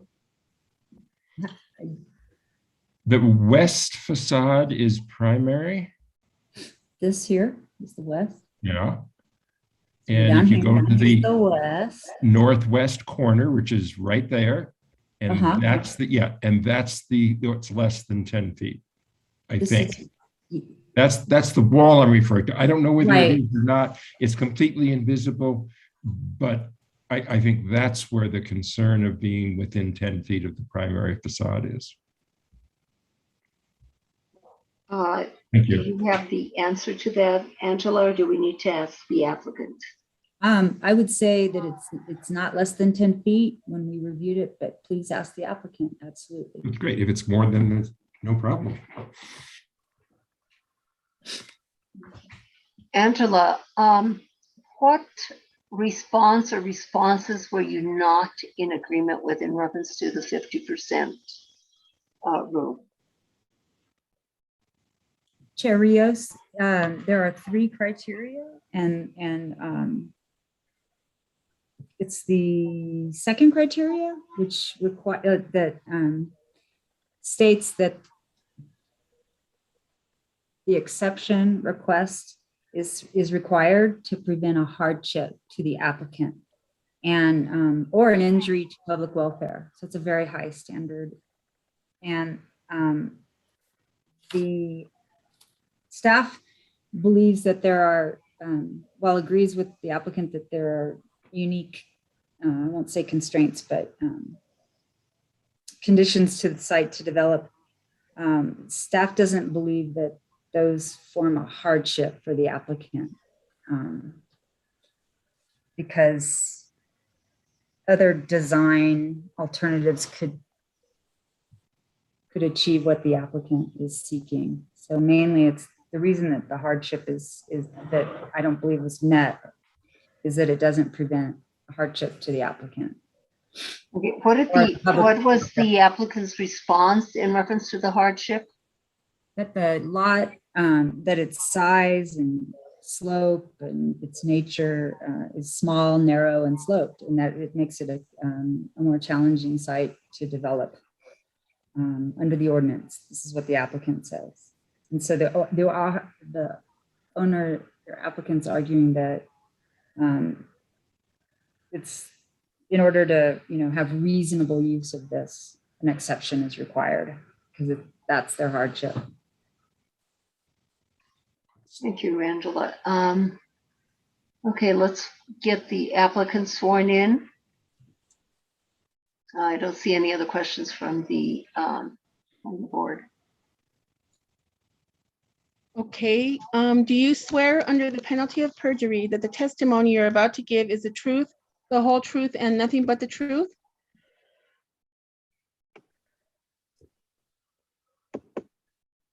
Okay, we have, let me see, we have Carl Summer with his hand up, but we also have Craig Hoops. So, Craig, are you here? I'm here. Okay, you need to get sworn in. Is anybody else on your team that needs to get sworn in?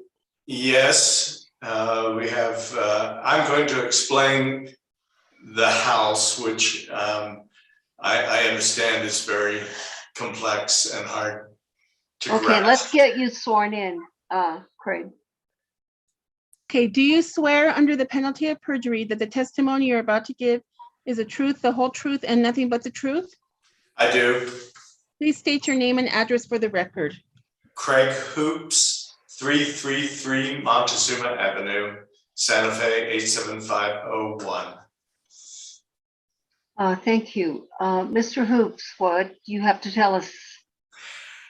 I know this is a complex structure.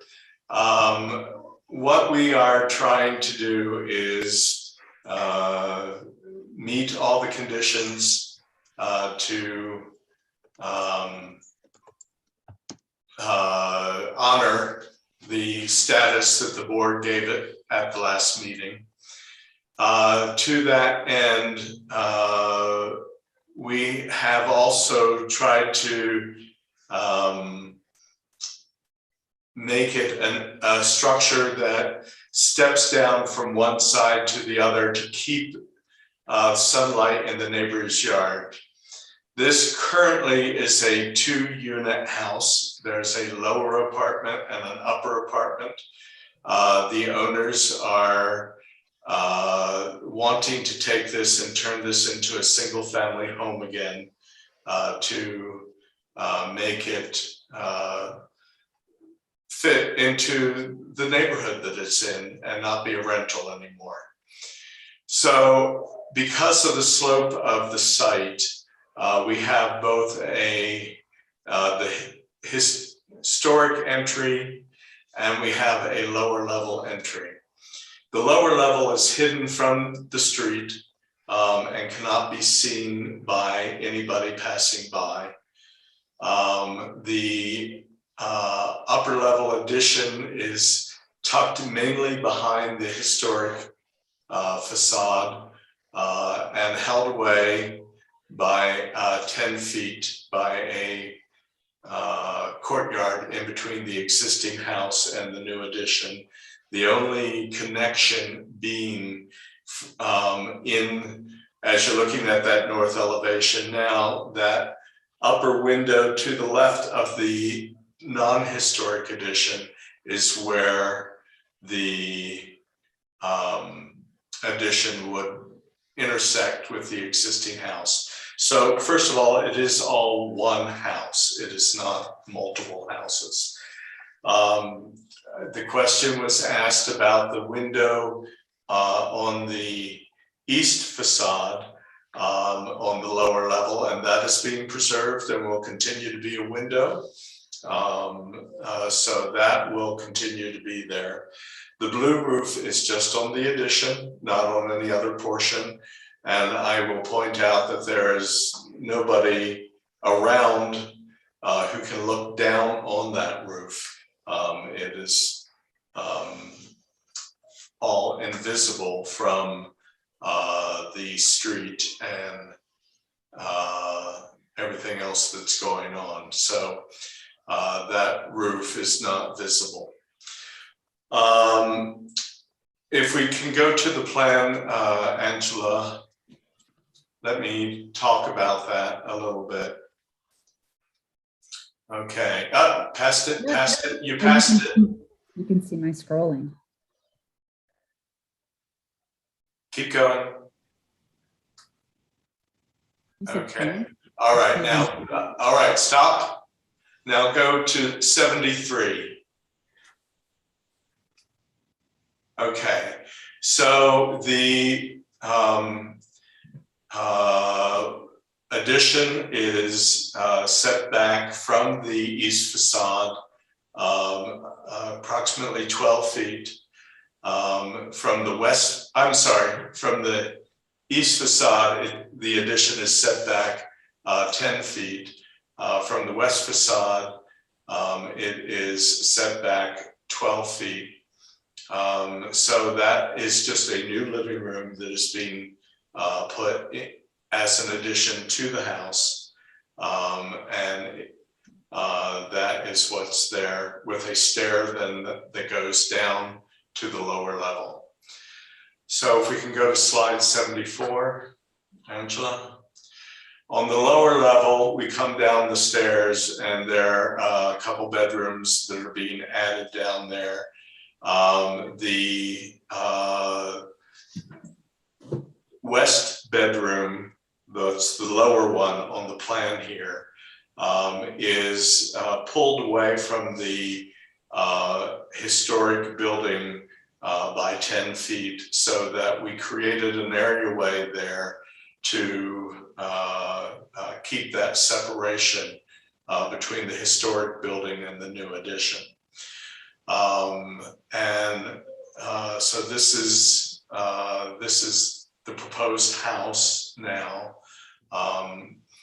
On the over top of that west bedroom is a deck, so that the building steps down and the east sun continues to come into the neighbor's yards. And I think we've tried to be very sensitive about how we're fitting that into the existing neighborhood to preserve the existing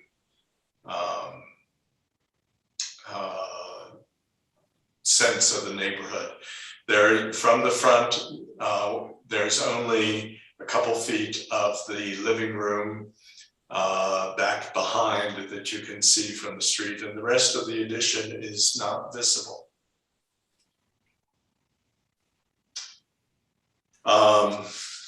So I stand for any questions from the board. Thank you, Mr. Hoops. Let me see who has a question. Member Katz. Yeah, I have questions about the exception to the footprint, and particularly the hardship. Vice Chair Katz, we have Carl Summer with us tonight, and I'm going to let him speak to the exceptions. Thank you. Has Carl been sworn in? No, I can swear him in. Mr. Summer, do you swear under the penalty of perjury that the testimony you're about to give is the truth, the whole truth, and nothing but the truth? I do. Can you all hear me? I don't know. Yes, we can hear you. Okay, I don't have a camera on my side, so you can't see me, correct? Right. Okay. I'm glad to answer Mr. Katz's questions, and I have some additional information to provide. So if Mr. Katz has a question, I'm glad to answer it, and then I could add a little bit to respond to some of the things that are in the staff report. Okay, my question concerns the hardship exemption. And Mr. Hoops said that it wasn't going to be rented anymore, or that it was just going to be rented as the whole thing together as one unit. I was unclear on what he meant there. I'm not sure what he meant either. What I understood, and I'm here, by the way, you can't see them. I'm here with David Sneed and Charles Butler, who own the property, and they can answer some questions too, Mr. Katz, if you want to ask them directly, but I'll give you what I understood. David and Charles are going to live in this house, and it is not going to be a rental house. They're going to make it their home, and I think that's where you intend to live for the rest of your lives. Is that correct? So that's, I think, what Craig was alluding to, Mr. Katz, that it is currently divided into two units that are rented separately, occupied by two separate independent living spaces. And David and Charles intend to make this their home and not rent it out and make it part of a rental program. Okay, thank you very much. That's all I had. Thank you. Board members, any other board members have questions for either Mr. Hoops or Mr. Summer? Member Beachside. Thank you. I think in order to evaluate exception criteria number 3, the design options, we need to hear some additional testimony about what other design options were considered to achieve the goal of the project. Mr. Hoops, can you answer that? Yes, we're trying to maintain existing vegetation on the site. We're trying to make sure that there is parking back behind the house. So these are elements that come into play in terms of the whole site plan. So as we were playing with all of this, we were looking at trying to find ways to break up the building facades, to keep it in the sense of something that belongs in this neighborhood, and at the same time trying to preserve those elements of the site, like I said, the trees, being able to park back behind. I know you all went on a field trip today. I assume you went on a field trip today and saw how difficult Kearney is to park on. So we have parking on the upper level for 2 cars, and we have parking on the lower level for 2 cars. All of this so that they can invite their family and friends over and not creating a problem on the street itself. So by doing these things, by preserving that aspect of the site, we're preserving the front facades of this house and the other houses on the street by not having them cluttered with cars and all that, and keeping that small street attitude for that. So those are the things we played with in terms of trying to find a way to find design alternatives for this project. Madam Chair. Yes. This is Carl Summer speaking, and I'm here with, as I said, with David and Charles. And may I add a little bit to the answer to yes, please do. David and Charles considered separating this living area from this house, and it does not preserve the ability. Let me say a little bit about this, give it a little context. This home and property was owned by David's father and mother, Bill and Patricia Sneed. And the Sneeds are a longtime Santa Fe and New Mexico family. And they actually, David and his sister and his father, Bill, own the property to the east.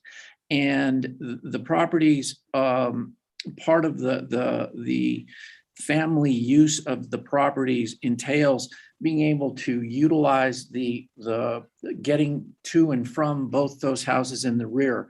Moving the extra living space that we're trying to achieve away from the house actually interferes with the connectivity of these 2 sort of houses that are going to be used by basically a family.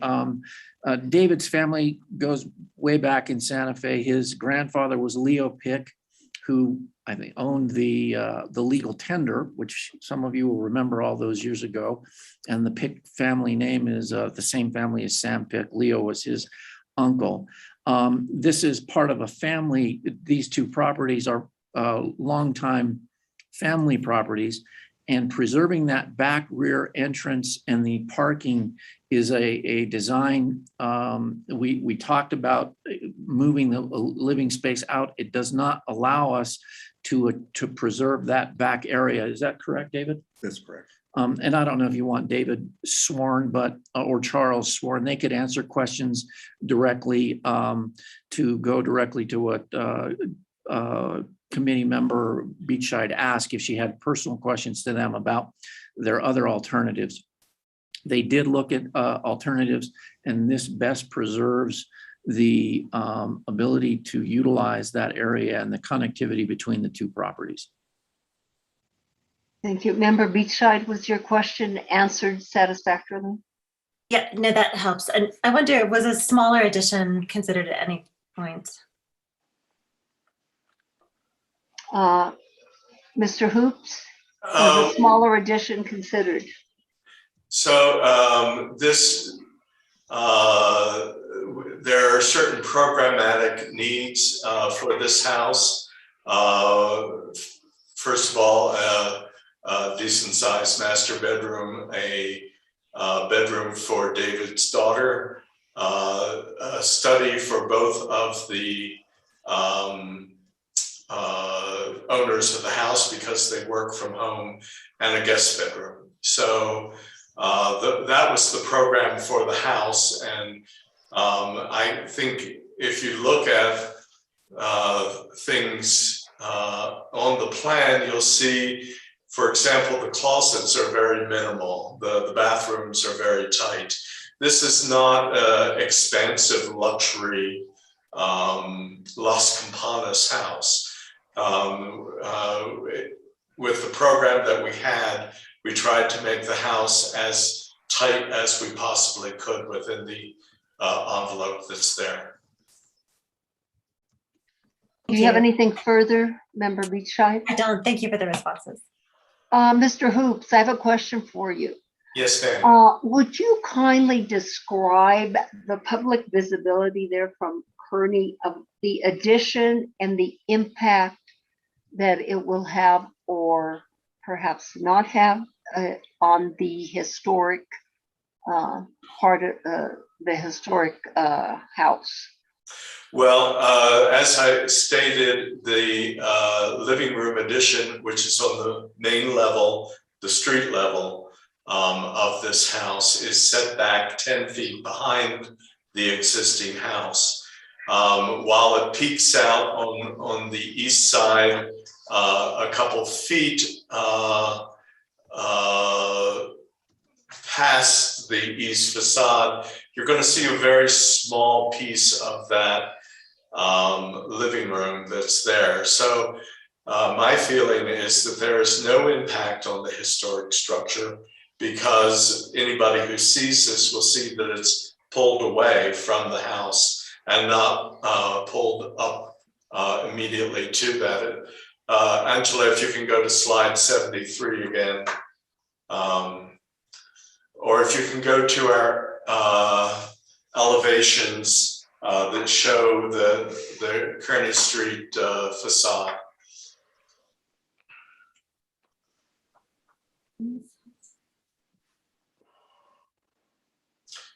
I think it's, no, go back up, go back up. Go back down, I'm sorry. Keep going.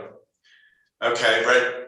You just passed it. Next one. No, go up to like 80.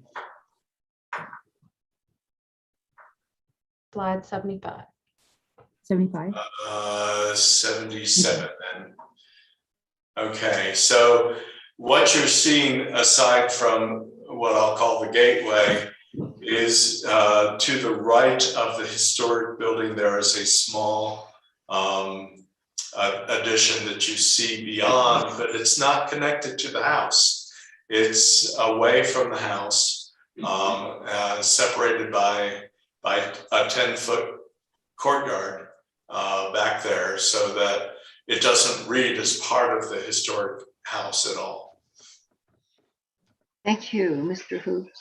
Thank you, Yes. Let me see if any other board members have any further questions. Any further questions, board members, at this time? I don't see any hands up, so I'm going to go to public comment. I see Stephanie Bedonato has her hand up and she's been sworn in. Yes, Stephanie. Can you hear me? Yes. Okay. Stephanie Bedonato, PO Box 1601, Santa Fe, New Mexico. I don't think the exception criteria to add on the size of an addition has been met. I do understand that it's not attached to the historic home, but it still overwhelms it in terms of mass in particular. And it's reasonable use of your property. It's not absolute use or whatever everything you might want on the property. So I think that needs to be weighed as well. I think that's mostly what, and I guess the staircase too is really, it just seems to predominate on that facade, and it doesn't really seem in harmony to me with the rest of the streetscape. Thank you. Thank you. It appears no one else from the public wants to comment on this case. So I will take it back to the board. Board members, do you have anything further to say in reference to this project?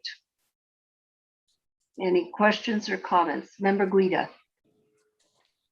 Madam Chair, I think this is a well-designed project that has met all of the very challenging requirements of the site, of a difficult site, and the limitations of our code. I don't agree with staff that the exception criteria haven't been met. It seems inconceivable that a 400 square foot addition would be adequate on a site this big without seriously curtailing the owner's development opportunity. I think what this design does is it meets all of the requirements that we have for setbacks from primary facades, for stepping down 6 inches below the existing historic building. And it does so quite skillfully. I think what gets articulated at the back of the house is a mass that's in scale with the original structure, leaving it in place. The gap, the courtyard on the east facade, the recesses on the west facade satisfy that requirement for me. I don't think that this is an excessively sized addition. And I think it's in scale with the existing house. And I'd be happy to make a motion. Thank you, Member Guida. Member Katz has something to say. Yeah, I would just add, if I might, in support of the motion that Member Guida is going to make, that the hardship criteria or exception is a tough one. But I think its intent was to allow people who grew up in Santa Fe, grew up in a house, and their circumstances change and they want to enlarge the house. If this was a situation where somebody just owned this house and they wanted to make it bigger so that they could sell it for a higher price, that's not what I think is anticipated. But I think exactly what the owner is planning is precisely what was the reason that this exception is allowed. So I do support the project. Thank you. Thank you. Member Benvenue. Oh, thank you, Madam Chair. Yeah, I was also going to speak in favor of the project. I originally had some concerns about the size, not in the abstract so much as just given the restrictions of the ordinance that have this 50% rule, which I think is probably overly restrictive in most instances. And I think in this case, it's absolutely overly restrictive, particularly given the circumstances where this is going to be more or less hidden from view. I don't think that it impacts negatively at all the streetscape or the historic district generally. I think it's an elegant solution to the design problems they were facing. And I do think that the only exception criteria that would give one pause in this case is the hardship. I think in some circumstances, as Member Katz indicated, it's not a hardship just to need more room, but it is a hardship when people can't continue to live in the east side of town in family homes because we are requiring them to always stay minuscule forever. And so for all those reasons in this particular case, and given the unique circumstances of this property, I agree that I think it's a well-designed project and it meets the exception criteria. Thank you. I just want to say very quickly that I also support this project. And the reason I was putting a lot of emphasis on the topography of the project is because that's where the challenges come in. But the historic part of the house sits up high, and then you go way down into a driveway, and the addition is going to be in the back of the house. So I think they have done a very good job in articulating what they want to do. And then, you know, I'm a champion of people, longtime Santa fans, wanting to live in their growing up properties or a property that they've owned that's been in families for a long time. So that's also something that's important to me, because as a longtime Santa Fan and as a person that has been on this board for many years, you do not see that very often. So when I see that, I'm a supporter of that. With that being said, I will entertain a motion. Madam Chair, I'd like to Member make a Guida. motion. Yes, thank you. So in case 2021-004-179 HTRB 119 Kearney Road, I move that the board approve the project as submitted, finding that the exception criteria have been met for the size of the addition. And I will say only that the applicant should update the drawing for the fence on the south facade to show a small separation from that primary facade and just show that to staff. That's my motion. Thank you, Member Guida. Is there a second? I second. Bienvenue. Member Benvenue. Roll call vote, please. Member Beachside, Yes. Member Bienvenue, Yes. Member Guida, Yes. Vice Chair Katz, Yes. Member Larson. Yes. The motion has been approved. Thank you, Melissa, and thank you, applicants and owners. Thank you very much, members of the board. That was our last case this evening. And staff, do you have anything further under discussion items? No, Madam Chair. Okay, good. And members of the board, anything from the board? Madam Chair, I have one comment. Yes, Member Guida. And it's just about our time issue that we've talked about before. You know, we went a little long on this particular case. We got through the first few quite efficiently. I know that staff have an enormous job to do in reviewing all of the ins and outs and details of very complex buildings and doing that multiple times for the sheer number of cases that we have every week, not to mention all the cases that they're looking at that don't come to the board. As a suggestion, I think that particularly in this case, this would have been better served, and maybe some other cases, the other case with Mr. Jordan. I think the cases would have been served both for the benefit of the applicant, for the benefit of the board's information, and for the public if we got to the applicant's presentation sooner. I certainly, as a designer, I know that presenting my design, I would be doing it the best. I think we should allow applicants to get to that as soon as possible. And staff have fleshed everything out in the staff report. It'd be great to go through the kind of highlights of the main issues and then get to that part as soon as possible. I think we'd have far fewer questions and far fewer back and forth and re-explaining. Just a suggestion. Thank you, Member Guida, for your suggestion. We will pay attention to what anybody has to say and weigh it out. Member Benvenue, did you have something?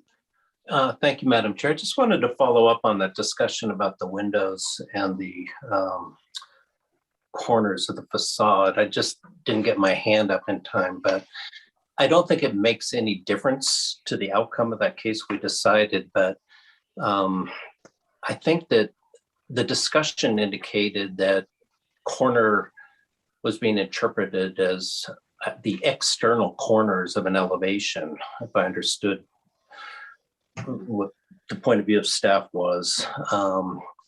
But I'm not sure if that's 100% correct, because the ordinance states that no door in a publicly visible door window in a publicly visible facade shall be located nearer than 3 feet from the corner of the facade. But then facade is defined as an exterior face or elevation of a structure from grade up, etc.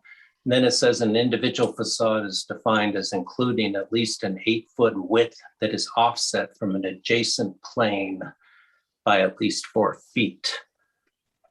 Now, I think that's somewhat confusing language, but that does imply to me that that would include internal corners, provided that they are at least of those dimensions. which you, they Bill. weren't in the particular case in front of us, I don't believe. Yeah, can you give us a citation? Maybe some of us need to reread that. Well, yeah, I was just bringing that up for staff. It's just something, I'm not saying that that's the correct interpretation. I'm just saying that may be an open question. So that's under E2, recent Santa Fe style B, which refers to the 3 foot rule, and then the definition of facade in the land development code. Well, thank you, Member Bienvenue. Member Katz. Yeah, I think that probably is correct. And I think that we made the correct decision in the case because the entryway structure is very narrow. And so I think it doesn't meet the rule that was just read, but I think that was very helpful. Thank you. Oh, thank you. And with that being said, you know, there are certain portions of the ordinance, obviously, that one of these days, I'm sure all of you want to spend some time discussing, maybe in a learning session. You know, that things that come up so that we're all on the same page in terms of the interpretation. I don't know when that'll be done because, as you know, we're all busy and then we take time from our schedules to do this, the field trips and the meetings. But there's a lot of things that we do need to discuss, I think, and it actually might be quite interesting. Well, with that being said, our next meeting is going to be October the 12th, 2021, of course. And we are now adjourned. It is, Anthony, it's not really too bad. It's only 7:47. You can go have dinner and play with your dog. Okay, well, everybody, good night. We'll see you next time. Thank you. Thank you all for your service, and thank you, staff. Thank you, City Attorney Carly, Angela, and Daniel.